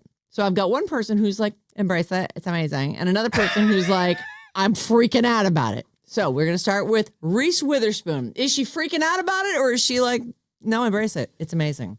She's freaking out about it. She's embraced it. It's amazing. Here is, and she's a creative type. This is a person who writes and produces and acts. And she's a book person as well, which is why I went for she doesn't like it. Right. But okay. In fact, her book club is the key thing in this particular story. Do you want to just play me here's what she posted on Instagram. I was with 10 women at a book club yesterday, and I said to the 10 of them, how many of you guys use AI? And only 3 of them used AI. And then I said, how many of the 3 of you feel like you really know what you're doing, or they're using it the right way? And that was only 1 person. So if 3 out of 10 women are the only ones using AI, that means 70% of that group is not keeping up. The thing I've learned about technology is if you don't get a little bit of understanding from the very beginning, it just speeds past you. So you have to have little bits of learning just to keep up. And let's get real, our kids are all using this every single day. And she basically said, it's time, people. For people to get with the program and understand it. Here's the thing. I feel like she's right on one level. Like, I do use it. I it's a tool that I use to help me with things I have to do at work. I find it to be it's inspiring. It's helpful. It suggests things. I mean, it's cool. But so on that level, like if you're using it as a work tool, I guess it's one thing, and it's another thing when it's creating art that I don't know why I'm so hung up on, like everything should be created by humans, but I am. Like, I feel like I don't want to like stuff that's been created by AI. I would guess, this is just my opinion, but my guess is that these women in her book club don't know that Siri's AI, or they don't know that Alexa. Right. Alexa. I shouldn't have just said. The is kitchen AI. bitch. That those things are AI. So you are using it more than you know, and you might think because of the term and how it gets out into the public as a negative that, I don't. You use it a lot more than you think. It's everywhere. It's even in your Google searches now. Oh, yeah. So you're using it, believe me. And so I also think so much tech can be learned by a 2-year-old that really it's a matter of not being intimidated and worried about how you're going to look when it takes a second to learn something. Right. You can learn AI, like how to use this. It's not hard. I completely agree. Anybody out there listening, you can learn to use this. But not everybody needs it. But I take her point, I do feel like if you let things go long enough, if you skip a couple generations of development. I felt that way, yes. Yeah, like it's not a bad thing to sort of stay on top of it, because my dad, I feel like, is a guy who has stayed on top of this stuff. And even as he gets older, I'm glad that he has, because I can text them and send, they use all these things that I'm using all the time. And I really do feel like there are sometimes he'll get frustrated. It's not doing what I tell it. And he'll want to just not use it at all, whatever the thing might be. And I don't want him to stop being challenged by that stuff. And what I think is from, let's just say 04 to 2024. When did AI really break? 24, right? Like that's when ChatGPT is. It's fairly recent, is my point. It is. Although I think I started using it at the other building. So we that were growing by leaps and bounds through those years. That was a time when we went from basically MySpace through Facebook into banking online in a very detailed way. And you haven't seen actual money in how long? Like that's all happened in a short window. But now we're very incremental. Besides the AI, which is really just ask it. Just ask it. What do you want? Ask it for it. And now you know how to use AI. It really is that. Right. Ask you almost don't have to learn AI. How do I use you? It'll teach you. You're using me right now. Yeah. Genius. Well done. So far, so good. Any other questions? ChatGPT was introduced in late 2022. Okay. But to the public. Right. And then it didn't, for a minute, it sat there not really catching on, because I remember my friend Jason sent me a thing and said, look at this. It's happening. It's real, and it's taking over. And I did. And I think I brought it up to you, and you went, let me try it. Well, I think you said your son told you something about it or something. But he's all over it. Yeah. Yeah. I also think that, I don't know when I started using it, probably like not until around that time, when maybe 2023, say, but it sucked. It was stupid. I don't think it had anything in the last 4 years. Like it was like, it's caught up with the internet to about everything was dated. It made a lot more mistakes, and it has gotten so ridiculously good. Mm-hmm. And it is built to keep you engaged. It really wants to be friends and learn all the stuff about you. And people are telling it everything. Yeah, I don't do that. Here we go. Another side of the coin. Smashing Pumpkins' Billy Corgan compares using AI to making a deal with the devil. Smashing Pumpkins singer Billy Corgan says he patently refuses to ever use AI to make his music. He compares it to the deal with the devil. He says, "You're literally leaning into the thing that will destroy you. I'm not going to mess with it because the pressure, the inspiration, the soul searching, that's all a part of the journey that a songwriter needs to go to. That's where the magic comes from. And until that's proven otherwise, I'm sticking with the game I'm in. We're flirting with the thing that will destroy us as an economy, as a business, as a movement. We're asking to be eradicated. Very well done. The world is a vampire. I don't think he talks like he sings. It doesn't matter what he talks like. He definitely feel where you're coming from. Sarah, you're a fan of The Comeback. Have you watched this season? I have not watched this season. This season is all about her being on a sitcom written by AI. Oh. It is really good. And this is Lisa Kudrow, who played Phoebe on Friends. She did a show, it had to be 10 years ago now. I think they're saying 10 years, yeah. Oh, okay. So they did 2 seasons of it. It's absolutely great. She's genius in it. And now we're 10 years later, and it's like the double comeback. Yeah, and it's really good about AI, and like there's a couple writers on set, and they need a new scene, and they're like, and here you go. Oh. And they have to keep it secret because they can't tell people they're using AI. It's really good. It's on HBO, The Comeback. Well, listen, I almost feel like right now I should read you that quote without trying to be Billy Corgan, because what he's saying is, I mean, it's extreme, but because he's comparing it with making a deal with the devil, he says, you are leaning into the thing that will destroy you. He thinks that a songwriter needs to go on a journey and have inspiration and have, because are we making music for other humans? Do you Artistically, I think he's very right in that a writer needs to write. And if a writer finds a roadblock and says, I'll get this guy to help me through this, that's not the way to get better at your craft. Right. That's for sure. But, is money the point or is connection the point? I think a lot of people just want the money. His final line here is, we're asking to be eradicated. That's extreme, but he could be right. Maybe this will be the death of us. I don't know. You want to eat some headlines? I have a ton of stuff. A lot is happening at the CinemaCon this week, so let's eat the headline. The whole story's right there in the lead, but if you're still hungry, have more. It's fine. A lot of stuff here. Holy S. This is from Consequence of Sound. Holy S, Sigourney Weaver might fly an X-Wing in The Mandalorian and Grogu. There's a new trailer. And this is a movie now. It's coming out as like a standalone Mandalorian movie, The Mandalorian and Grogu. And it looks like they say she's in the orange jumpsuit, just like Luke Skywalker wore in the first Star Wars movie. And they're saying she's apparently a New Republic colonel and former rebel pilot named Ward. And they think that she's going to be doing some space dogfighting. Sigourney Weaver is amazing. The absolute best. I love her. Can do no wrong. I agree. Voice work, whatever she's doing, I'm in. You know what? I take that back. I don't care about Avatar. But other than that, I'm in. I was listening to an interview with the director, Jon Favreau, of this Mandalorian movie, and he brought up such an interesting point. This is the first time a lot of kids who watch that show will see a Star Wars movie in theaters. Oh. Funny.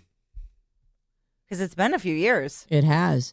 You know what? I for some reason, my TV ends up on the Big Bang Theory. Yeah. Oh, boy. And I just love that Penny, who's not up with these boys, just at any time, I'll only watch 1 minute. But anytime they ask any questions, she goes, Star Wars? Like she knows nothing. Right. She just guesses Star Wars because that's often the answer. I love it. Oh, I found it. I just found it. What is it? The best action movie stars of all time ranked. Okay. So this is at ranker.com.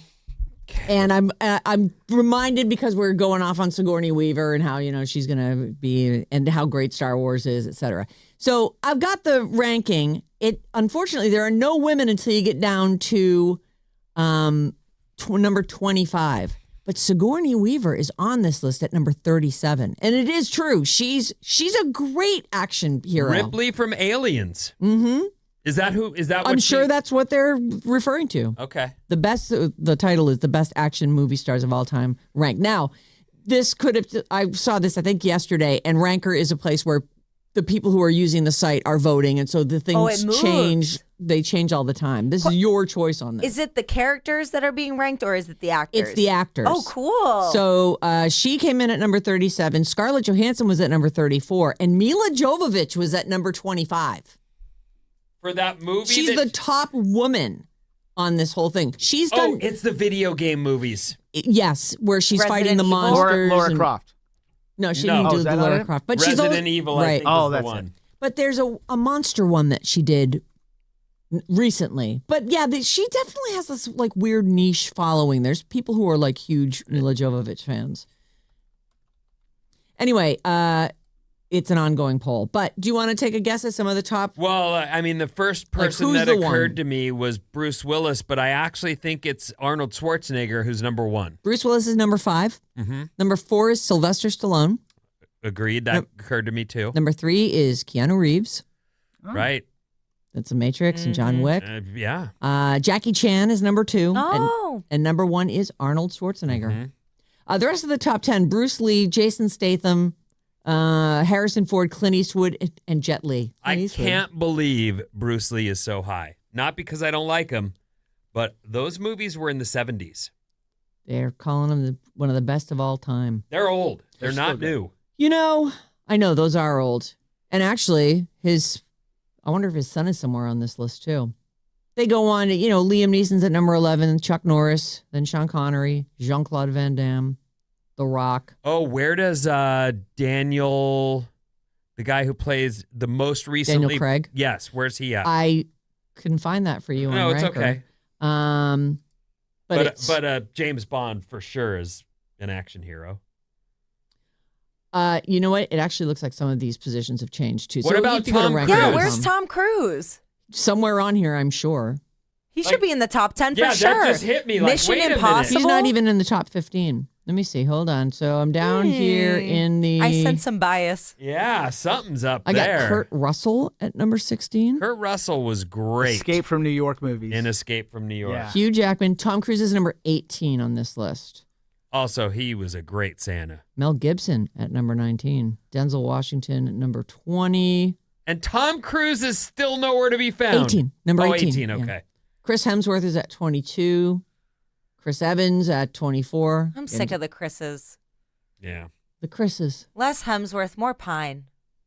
Daniel Craig, number 27. Okay. No, Hemsworth all the way. Pine is second place. Okay. And then Chris Evans. And then I who's the think- guy who's the Guardians of the Galaxy? Chris something, right? Yeah, I don't know. Why The other can't I Chris. think of it? I don't know. I can't think of it either. Me either. Why can't we think of that? Look it up. Is it not a Chris? I think maybe it's not a Chris. It is a Chris. It is a Chris? Are Yes. we sure? Look up Jurassic World. Yeah, look up Jurassic World. That's right. No. Chris. I do think Chris Evans is the cutest. Chris Pratt. Pratt. Yeah. Oh, yes. Chris Pratt, of course. Pratt yes. the Brat. Sheesh. That was 100% of us were like, All what's four who's the brains fourth? I know. equals 0? Equals How's 0. that possible? Turns out 0. All right, I'm out of time. What's coming up? Nerd alert. Nerd alert. Nerd alert. Nerd alert.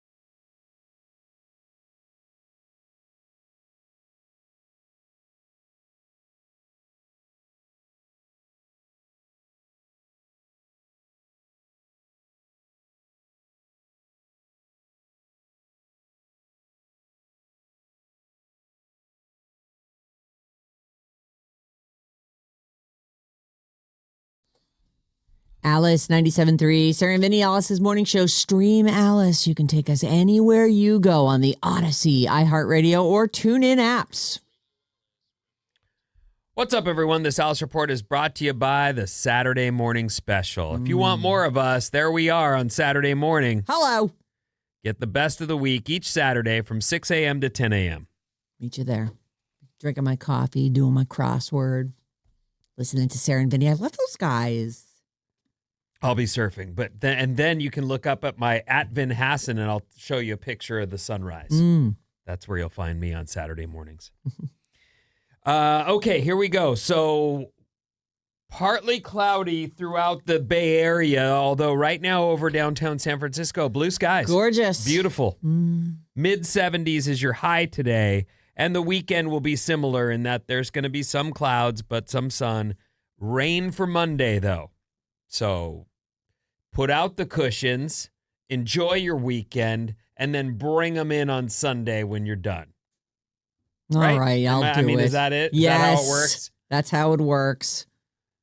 Grr. I'm not a cushion guy. I'll just sit on anything that I don't have to move in and out like that. That's ridiculous. No, I want comfort. I know. I spend long periods of time out there. No, I gotcha. I like to be cozy. I know a lady.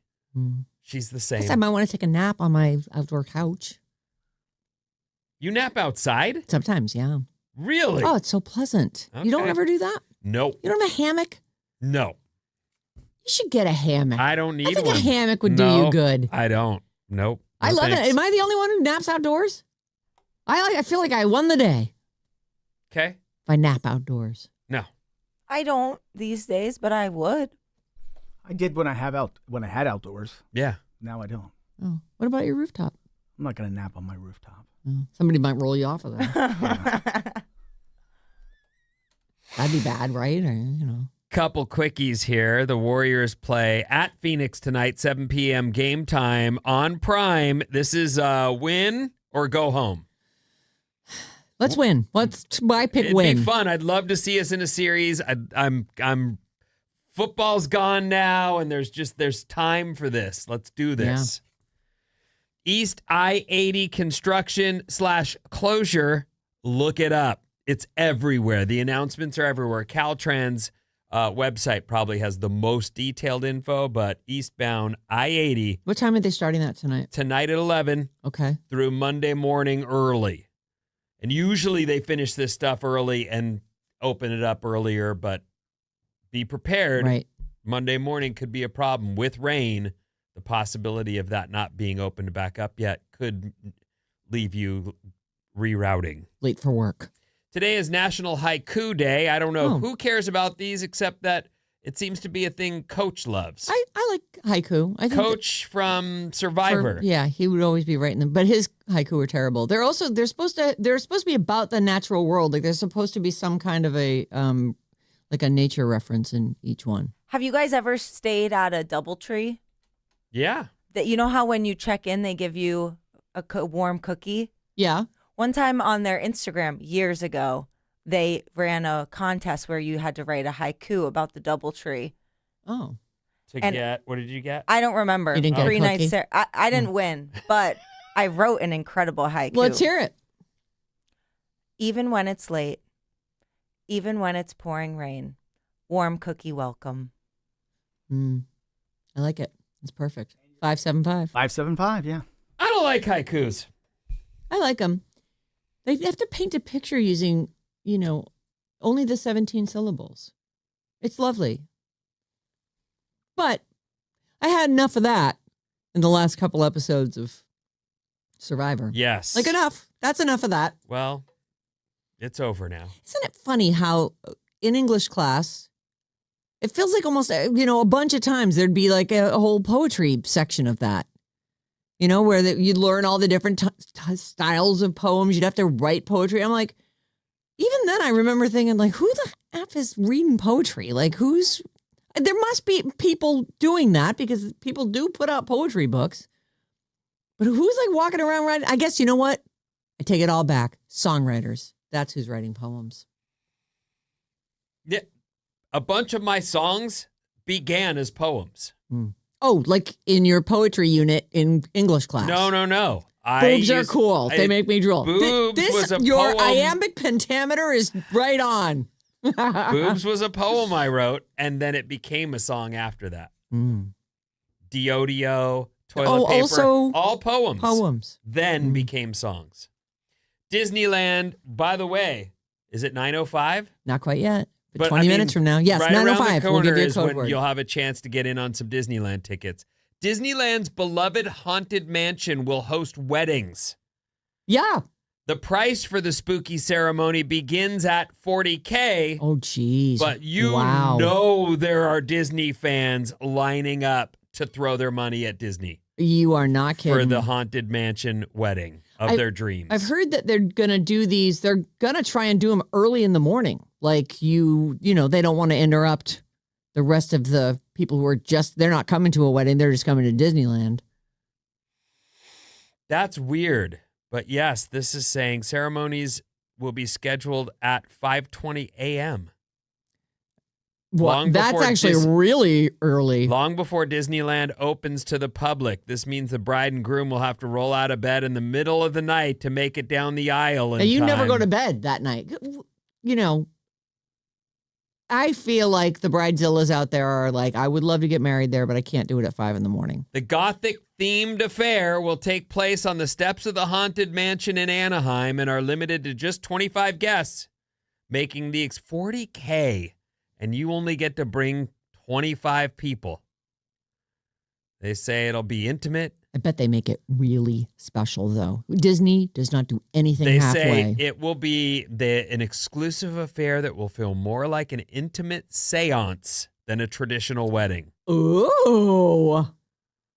Can I wear our black wedding gown? Also, they say the entire experience clocks in at about an hour, with guests having to be gone by 6:30 a.m.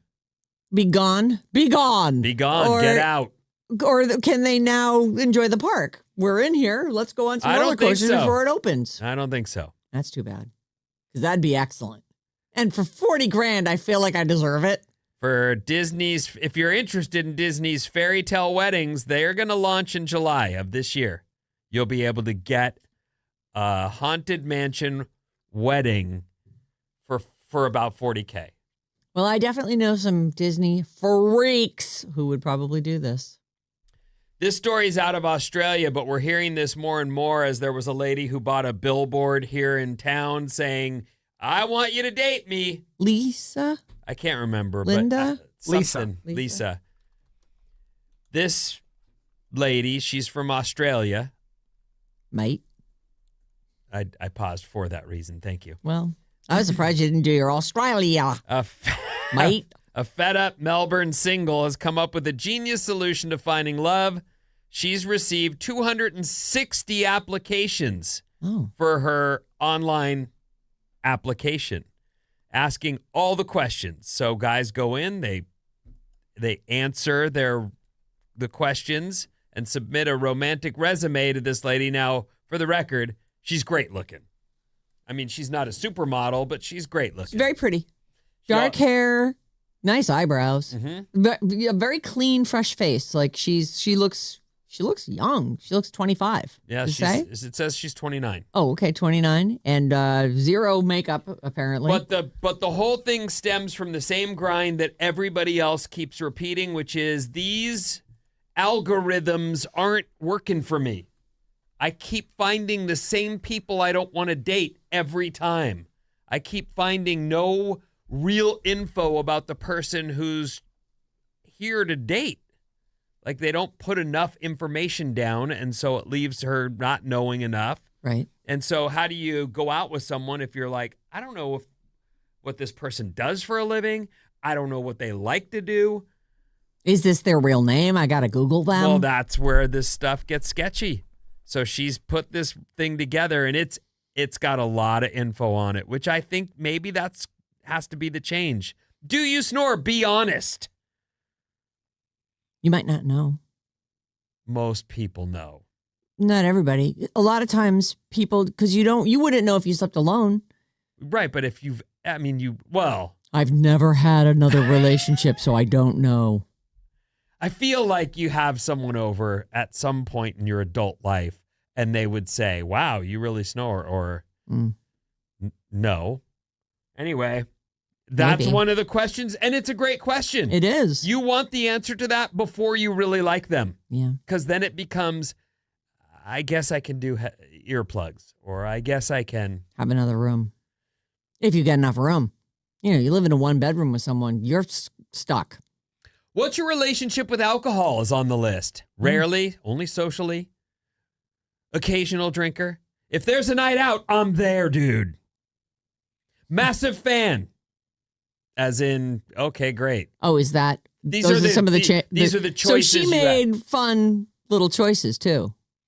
What would you bring to dinner with my Nona? Oh. The guy who wrote, I'll bring my Bible and flowers. Nona said, yes, marry this guy. Oh, my God. Some of the choices are flowers, wine, red wine. Anyway, it's just funny that this is where people have gone with it. They've actually had to get more detailed in order to hopefully find that person who gets their sense of humor and knows all this stuff about them. Although it is a strange thing to really know a lot about someone before you meet them. Like, to me, that would be kind of the fun part about, the beginning part of dating is you're finding out all this stuff as you're talking and walking and, doing all the fun things that you're doing. And I agree, but I'm not a lady, and I can see where a woman would feel like I can only go out with so many people I don't know without risking, something bad happening. So the more info I've got, the better. Like, where the hell do you work, dude? Oh, right. And this is not really her revealing stuff about her. She's revealing stuff about them. Right. Got it. And she's got some videos on there and I was just watching one. I'll take the bath. Where she's pretending to be a guy dating a lady, and so a friend I think she has asked, where are we going with this? And she answers, relax, little lady, a couple beers, that's where we're going. We're going to go get a couple pops. And I just thought, well, there it is. These are the answers she gets when she talks to people about long-term relationships. They don't have Well, is that she in asking mind. on the first night? Or I don't know. I don't know. But she seems fun. She's cute. And she has 260 applications. You wouldn't expect someone like that's, but it happens where someone's great looking, but they still can't meet a worthwhile person. 7-Eleven. Oh, savvy. Plans to close over 600 stores this year. Really? I'm amazed. It is. I feel like they should have more stores. It's crazy how places that you see filled up with people all day, every day are somehow not. You got a list? Who are they closing? I don't have a list, but 600 locations is probably going to be part of the Bay Area. Yeah. How many are there in Merca? I'm going to look it up. How many Sevies? How many? Like what percentage are they closing? 7-Elevens in America. Oh, there's 85,000. Oh, I see 9,400 stores. I see 10,268. I see 12,000. They have 1,800 locations it's in California. It's the highest concentration, followed by Texas and Florida. Oh, so we're going to lose a lot of ours. Sounds like maybe. Or maybe. I mean, no, if they have 10, let's say, call it 10,000 in the country, 600 is, they're probably it's a closing percentage, ones but where they're a block away. Yes, and in places like Wyoming where no one is going there. I mean, I would think that it would be like the least used ones. The Sevy is so important, though. That I love you the could be Sevy. driving down the road and go, I need deodorant and a soda. They've got that. And a shriveled up hot dog that's been rolling on a thing all day. I That's gotta low-key have delicious. it. Yeah. I think that it gets shut down in the areas that are predominant with Wawa and Sheetz and those places because nobody What's goes. Sheetz? No, it's like Wawa, except for it's more Western Pennsylvania and up and down the East Coast. But yeah, I mean those are very popular. 7-Eleven doesn't have all the like handmade sandwiches and things like that people want. Yeah. They are a quick stop though. Get what you need. It's time for nerd news. Nerd alert! Nerd alert! A startup in England is turning festival pee into fertilizer. Oh, so they're taking the contents of the porta potties? They came up with a process that takes all the nutrients from urine, collected at music festivals and big events and turns it into odor-free fertilizer.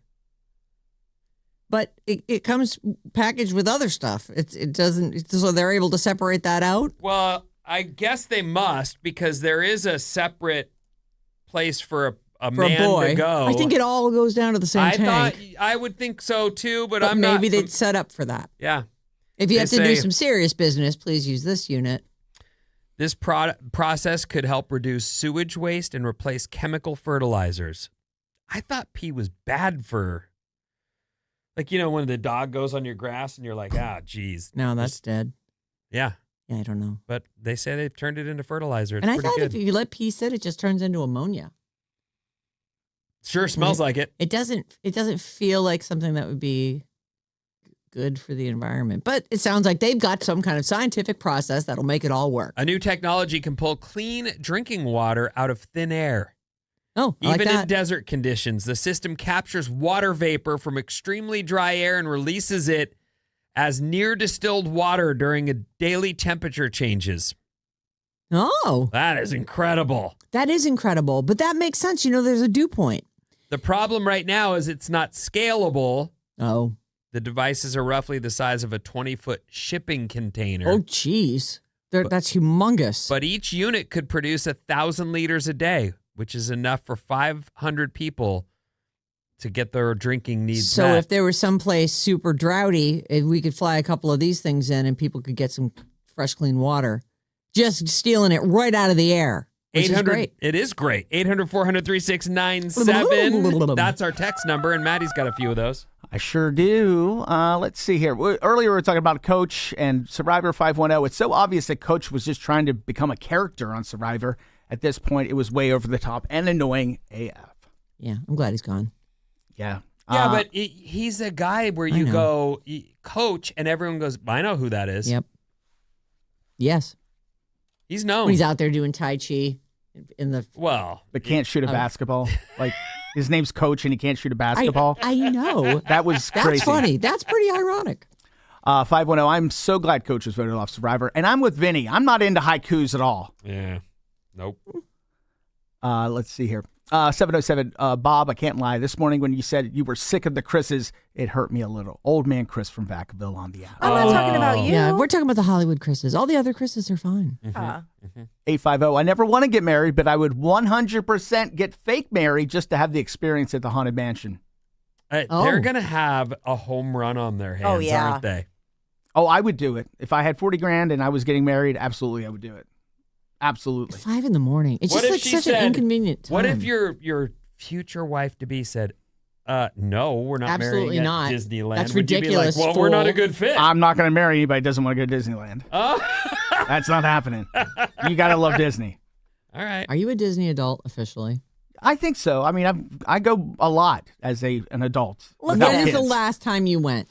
About, probably right before I moved up here, so about 2 years ago. Yeah, I'm drowning and not going. I need to go.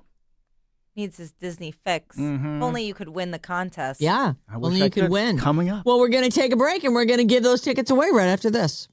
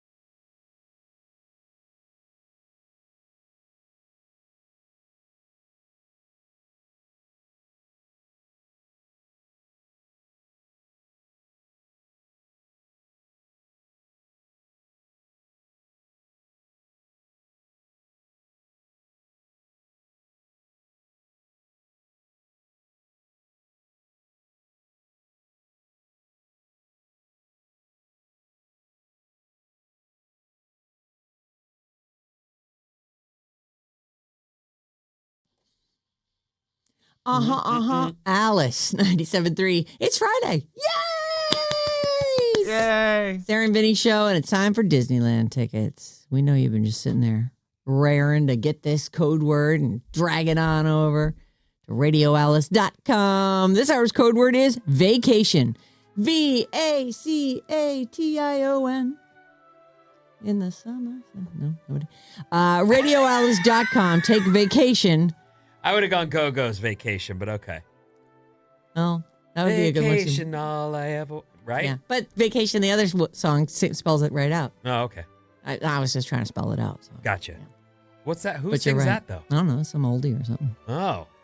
Right? I don't know that song that you sang. Apparently, I don't either. I don't know who did it or... Anyway, VACATION. Take it to radioalice.com and you've got a chance at a 4-pack of tickets to the Disneyland Resort and be qualified for the grand prize vacation. That's the code word. Connie Francis. Oh, thank you. Connie, who even is that?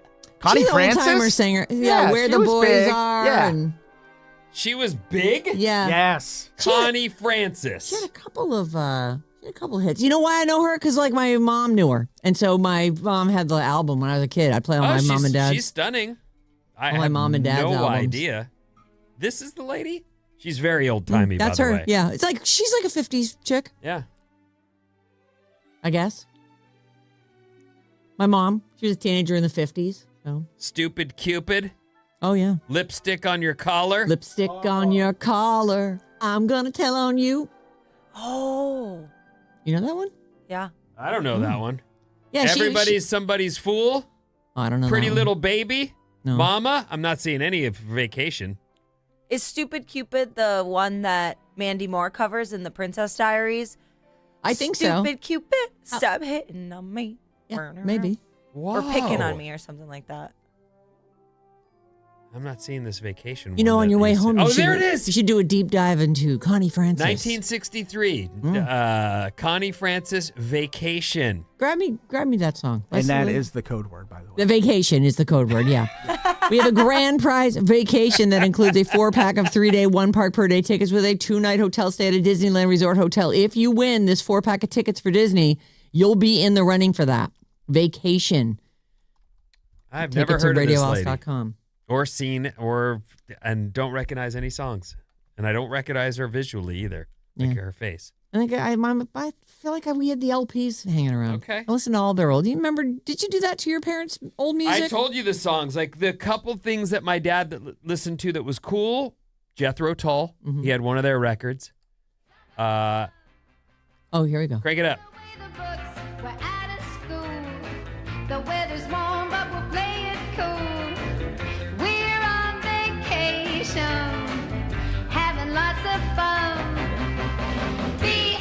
VACATION. Oh my gosh. In the summer sun, we're gonna grab a bite. Yeah, at there it the is. That's so pizza. funny. I did not know who did it.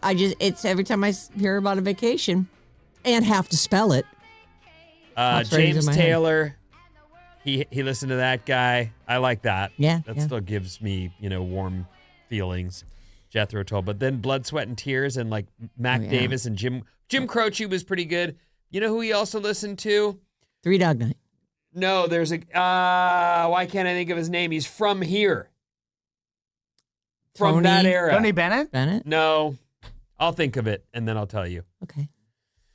But anyway, just time for you to say stuff. I finished that one thing I Okay. had to say. Now I'll tell you this. 800-400-3697 is our phone number. You can just use anything you have on your mind. You can actually call us. We can talk to each other. Or just text us, which is what you're going to do anyway. Sarah and Vinnie at odyssey.com. That's our email address. Any general business or photos that you might want to send. Let's start with Lana Del Rey. Now, when I first saw this, it says, here's the headline. Lana Del Rey releases James Bond song, First Light. And I've got it. We're going to play it. Oh, okay. But then I went, I thought they haven't even cast the new James Bond yet. I think Amazon has the rights to that, right? So they're on the search, and there are some pretty young people. There's all these different people that they're considering. No, this is the theme song to the upcoming game 007 First Light. So apparently Bond, James Bond. I'm a video game avatar. I guess whatever, you can play as Bond maybe. Boz Skaggs. Boz Skaggs. Oh yeah. Or what was some of his? Oh fudge. No. He has some hits. John plays a couple of Boz Skaggs songs. He's not the. I don't know. Okay. Anyway. While you look that up, we're gonna look up. Her name is Del Rey, Lana Del Rey. Can't say I'm surprised to see you running towards the sun like I'm running through a I love it. It is very Bondy sounding, isn't it? We'll try and start Yeah, when it gets here, give it a second. It's so Bond, the whole song. dying just to know what Turn up. She's the perfect person. you're like the game.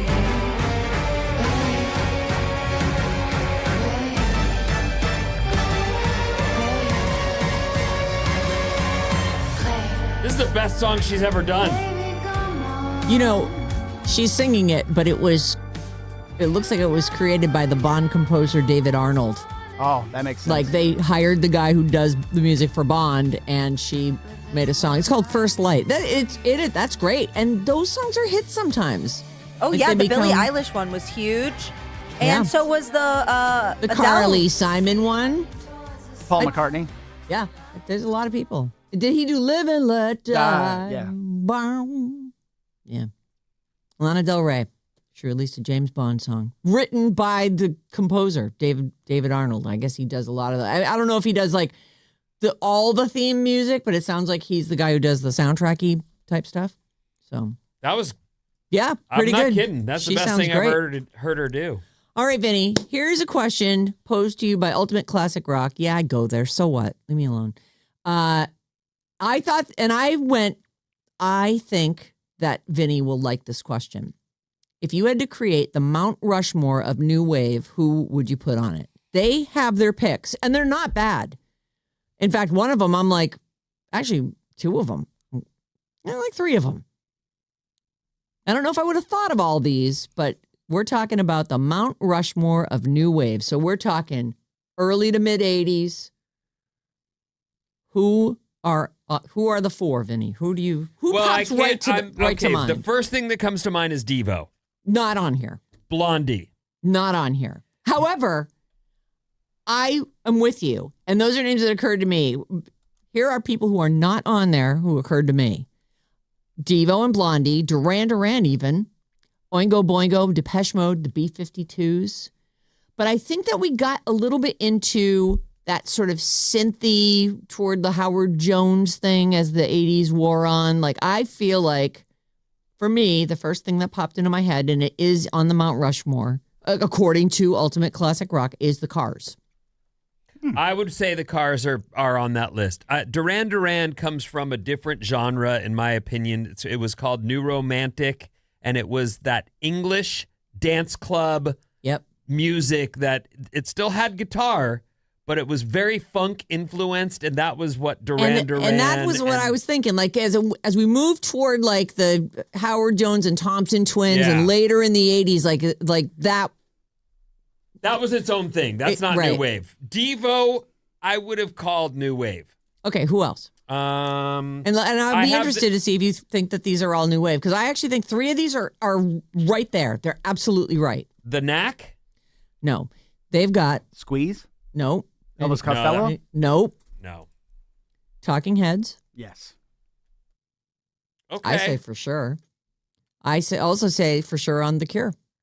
I think that while they leaned toward what you were just talking about, they were doing their own thing. They were kind of wacky. He was, I think The Cure is right in there, but they chose Talking Heads, The Cure, The Cars, and The Police. Those early Police songs are pretty punk rock, but I feel like they are so mainstream now that I almost... I don't see it, and I was there for that era. So what else is on the list? Like, are there other bands? Those are the Mount Rushmore. That's according to Ultimate Classic Rock. This is an opinion piece. So what would your four be then? I would put... Well, it's hard Devo to come and up Blondie, with four. Yeah, I think I'm are on the spot. legit. So to me, it's The Knack My Sharona comes out of that era as well, but I don't know that they weren't prolific in any way, so I don't think they count. The Romantics were a band that kind of, what was that? What I Like About You was kind of that time frame as well. But Devo and Blondie, those define that genre. Say it again. Talking Heads, The Cure, The Police, and The Cars. This is the Mount Rushmore of new wave, according to Ultimate Classic Rock. I would put The Cars in there. I feel like The Cars, to me, when someone says new wave, I immediately think of The Cars. And B-52s. Like that B-52s should be in there as well. Like, I don't know what I feel like they got their genres a little confused. Well, I feel like they took kind of what, as people said, the new wave. These bands were all kind of popping up, but I did feel like some of them branched off into super keyboardy. Others went pretty rock, and then others were more sort of, it was all about the weirdness. Like the Talking Heads, I think, are a great example of new wave. But new wave still had to be danceable. Yes. Like that, I think, is what.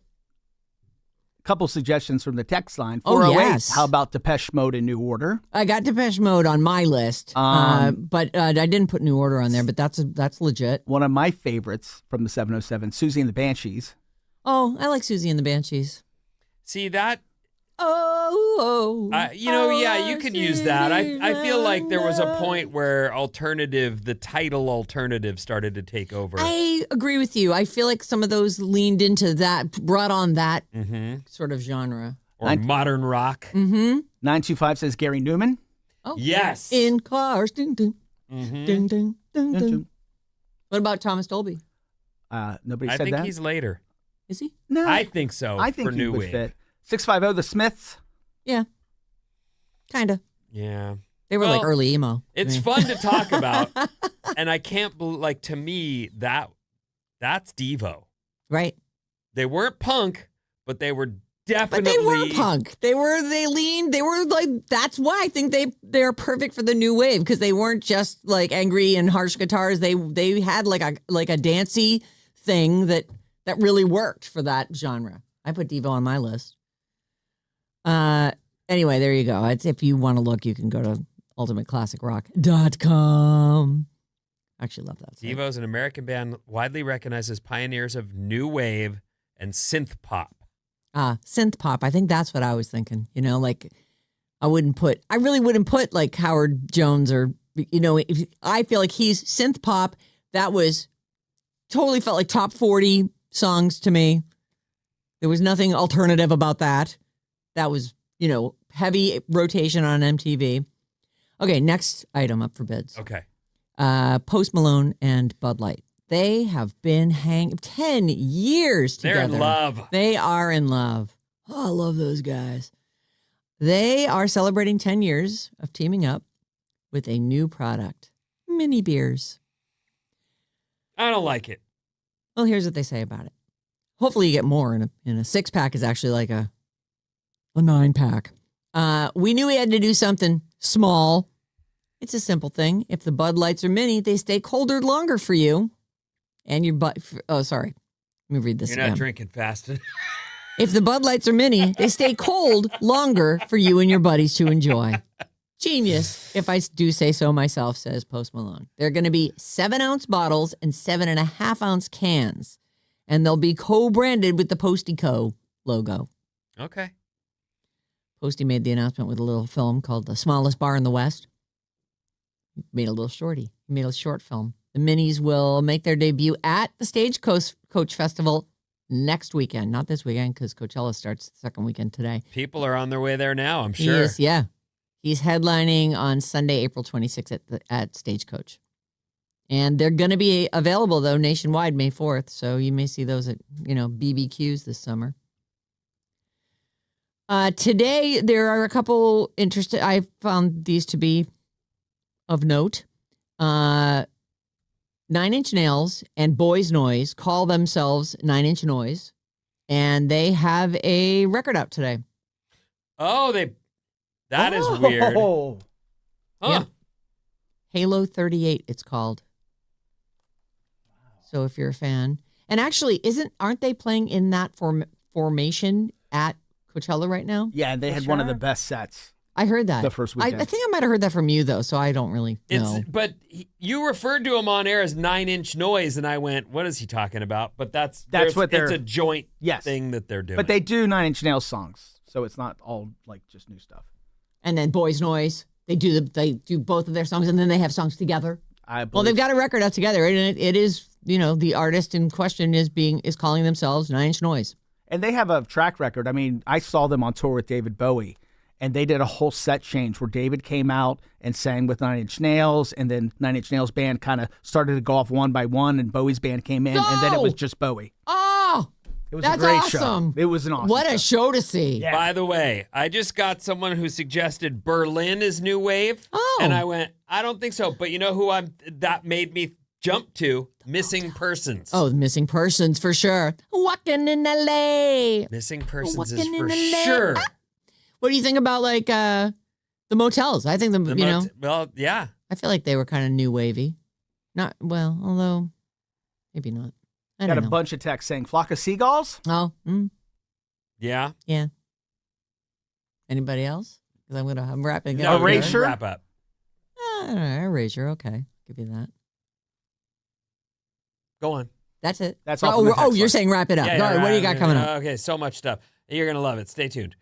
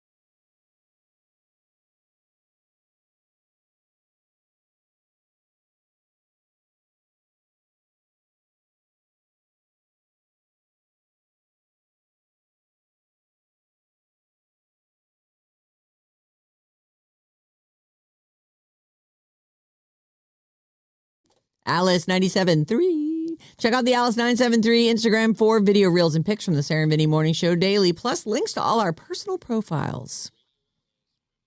What's up, everyone? This Alice Report is brought to you by the Sarah and Vinnie Podcast. Love that. Listen to the Sarah and Vinnie Full Show Podcast on the Odyssey app, Apple Podcasts, Spotify, or wherever you get your podcasts. So convenient. There we are. Yeah. You could listen to us later on today. Take us with you over the weekend. We're always here for you. Really nice day outside our window. You may see a few clouds this weekend, but mid-70s is your high. Rain expected for Monday. East I-80 closure tonight through Monday early, meaning that you're going to have to, if this is in any way in your path, you're going to be rerouting.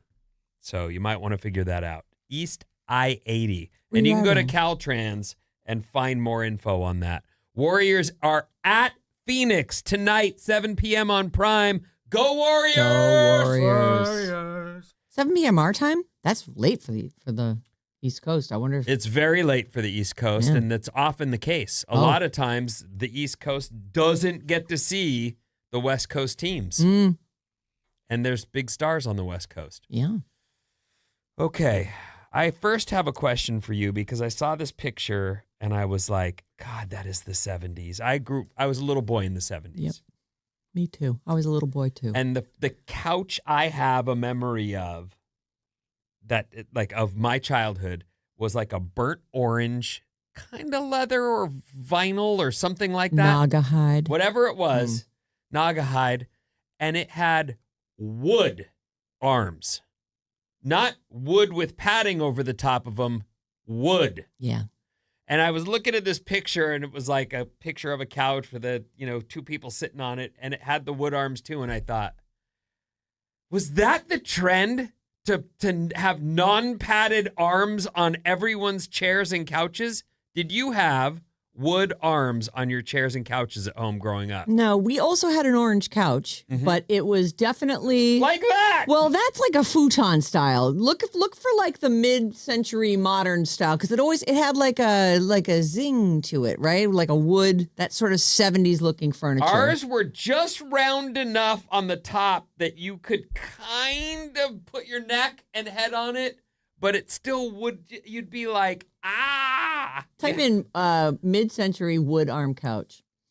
I'll bet yours will be the first one that pops up. It is so stupid that an entire generation grew up with wood arms on their couches. Yeah, see those chairs down there on the bottom? Those are the ones. Those are the ones I think of. They're not even in here anymore. It doesn't matter. You can imagine it. Yeah, no, we did not have wooden arms on the couch. Okay. But you remember those that would be like a coffee table set, and the side tables had like one level here and then a second level, and one was further out than the like you put your lamp on the top and then your book and your glasses and stuff would go on the. There was like that 70s style was so crazy, and then like wild wallpaper that everybody would have, and those scenes like you had didn't you have the solar system or the moon or something on your wall? I had the moon in my bedroom, but in our living room it was a lake.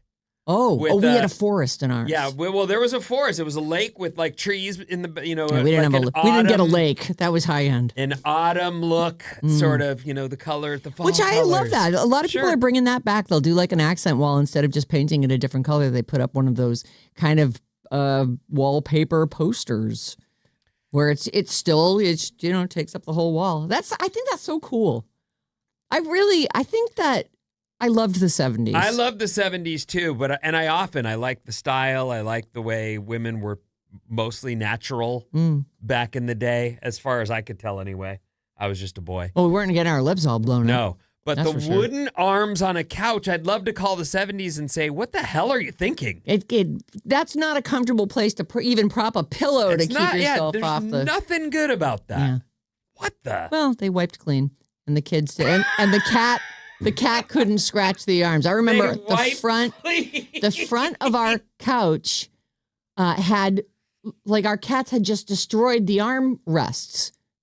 We had like sort of a boxy thing, and it was like a padded, like, a regular sofa padded arm. You've had cats your whole life then, huh? Yeah. I never had cats. Yeah. When I was little, we had a cat whose name I don't want to say because it's like a question, our first pet. So I use that as an answer. Although I've said it 50 times on the air. But this cat was a destructo. It just ruined everything.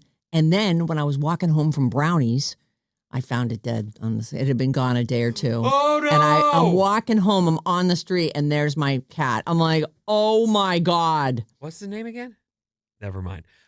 For the record, you just said you've said it a million times. I do not know the name. Good. I Great. couldn't guess it if I That's tried. good. You couldn't because it's actually I made up the word. Oh, for your cat. For the cat. From yeah. your What should we name the childhood. cat? And I spit out a word, and that was the cat's name. All right. How about a fast fact? I love fast facts. You know that. A study showed dogs get jealous and will try to break up the connection between their owner and another dog. Yep. Oh. I've seen it. Fred gets super jealous. He jumps in between What me. about when you have a few dogs? You usually have a pack of dogs.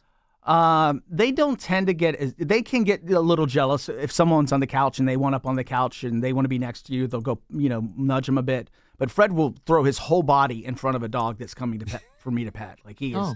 Like, just- no. This is mine. Right? Yeah. Dogs, that's my guy. Mine. We say o'clock because in the 13th through 17th centuries, clocks weren't prominent. So when someone was telling you the time from a clock and not a sundial or just guessing, they'd say it's 4 of the clock. Oh. And that became o'clock. 4 o'clock. It's Top 4 of the of morning. the clock. I like that. Kellogg's picked the name Pop-Tarts because Andy Warhol's pop art movement was huge when they introduced the product in the 60s. That is genius. Pop tart, pop art. Fantastic. They were probably hoping he would paint them. Maybe he did. What do we know of it? I feel like we'd know that one. There are times when people keep receipts, but you don't want to do that when you get away with something you shouldn't have. Oh. On Monday, police in Louisiana caught a motorcyclist, and apparently they've been looking for him for a while. And even if these particular officers didn't recognize him, this helped them. The man had a tally above the wheel of his motorcycle with the number of times he's outrun the cops. It said, unpleasant way to refer to police, 4 letters, evaded, and there Oh were my 11 God. hash marks. Well, his streak has ended. Yeah, the bike was impounded and he's done. I like that. Do they chase him because he's fast or because he doesn't have a license plate? Probably all of the above. It's unclear what charges he's facing, Jerkiness? but police say he was wanted for multiple counts of flight from an officer. So that's his thing. And clearly he's so into it, he's probably looking for opportunities to flee from this. We could add another hash mark. You know, it sounds so bad because I've run from the police too, but it was only because I was at Keggers underage. And as soon as someone yelled, "Dad!" we all just Well, and of course it would take you a little longer because you were going to take that keg with well, you. you bet. Yeah. I need to stash that and make sure they don't bring this Yeah. with them. And we're going to need this later tonight. We're coming back around. Hello. That's right. 800-400-3697. That's our text number. Real quick before you do that, Bob, you've been to a kegger, right? A party with a keg? Yeah. Yes. Okay, good. Just want to make sure the young generation aren't missing out completely. Oh, yeah. I've had my hand or two at a keg stand. Okay. Oh, of course she has. What do we even think? Love it. Yes. 510 Dead Brownies, Sarah's new band name. That is pretty Oh, it wasn't a dead brownie. I was a brownie. good. I know. It was a dead I know. cat. We'd be the dead They cats. just mashed them up. Smashed Cat, that's a great name. Good I don't name. like the cat stuff. I never understood when I just saw this yesterday on some guy who's like popular on Instagram. There's more ways to skin a cat. No one skins cats. Stop using Yeah. that term. Gross.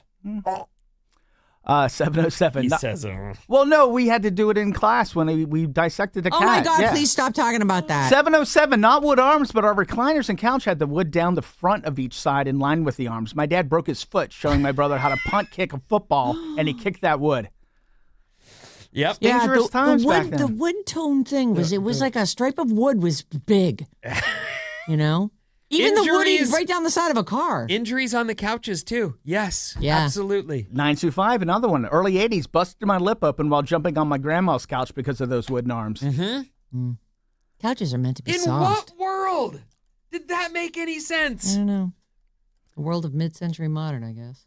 415, what about the velvet paintings in the walls with mirrors with velvet spots on them? Brent, listening on Odyssey. Well, I remember velvet paintings, and I definitely remember. You remember they would sell you a 12 by 12 mirror tile in a stack, and they would have like maybe gold marbling on them, and you'd do a whole wall or like the backsplash of your kitchen. Like I remember seeing that. We Yeah. didn't have that. Did you guys get the mirrors with the bands on them? Like that was a thing Oh, at yeah, the county yes. fairs. That was something you could always clean win. your weed on them, Oh, etc. what? I just like them. 707, after the last segment.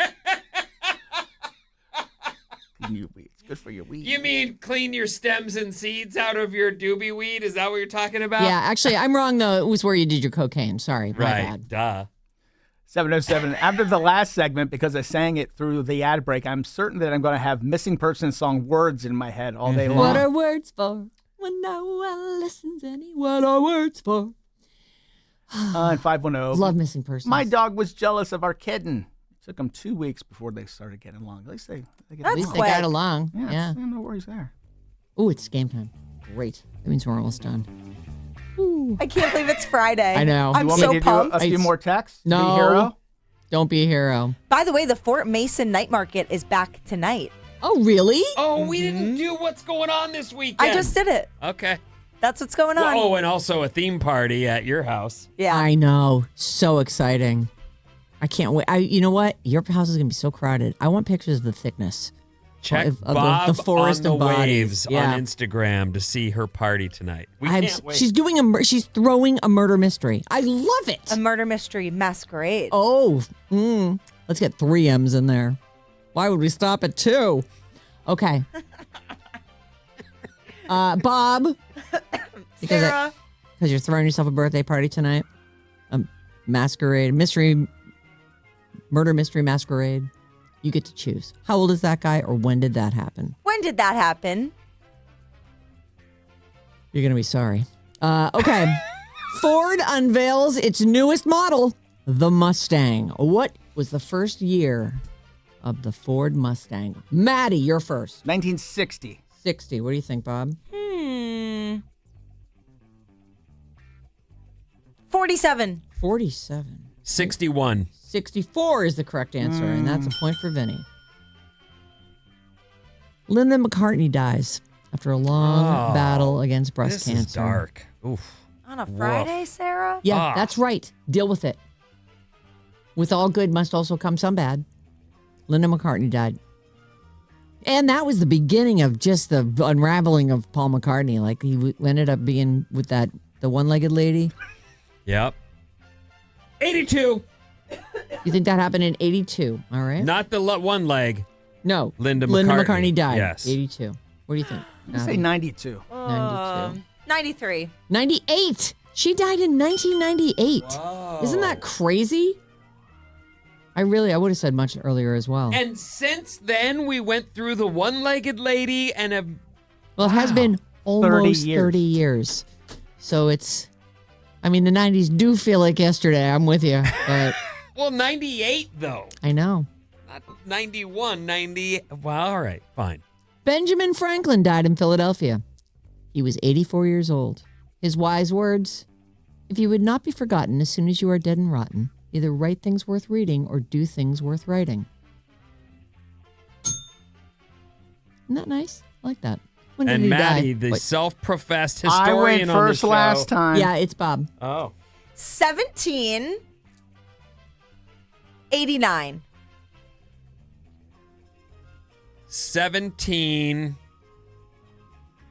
1790. 1788. Guess what? One of you got it exactly right. And it's Vinny. Oh. What? Bob was 1 off. That's 2 points for Vinny. 1790, Benjamin Franklin died. Damn, that's incredible. Game of Thrones premiered on HBO, ran for 8 seasons. Oh. And inspired House of the Dragon, Night of the Seven Kingdoms. Oh, crap. I actually don't know. When did that debut on HBO? Game of Thrones. And Vinny, you are first. 2010. 2010. 2009. 09. I guess I'll say 11. One of you got that completely right. Oh, and it's Bob who pulls in. Oh, she tied with Vinny, 3-3. 2011 is when that debuted. Wow, Isn't they that turned that crazy? out. Because there were what? Were there 7 seasons? 8, I think. Are you Dang. going to nap today? I have to. I only Occurs slept like to 3 me- hours yeah, last night. And you got a party tonight. Yeah. I'm going to eat a burrito and then I'm going to fall asleep. All right, we're just going to tie break this, then we're going to get out of here. Let's go with. You know, we mentioned this kind of regularly. Committed vegetarian Morrissey walked off the stage at Coachella because he smelled burning flesh. What? From nearby barbecues. He said, I'm not playing this show because I am a vegetarian and I cannot be sitting here performing and smelling burnt flesh. I thought he meant human flesh. No, No. just burning I flesh. was like, is he okay? Hot dogs were bothering Right. him.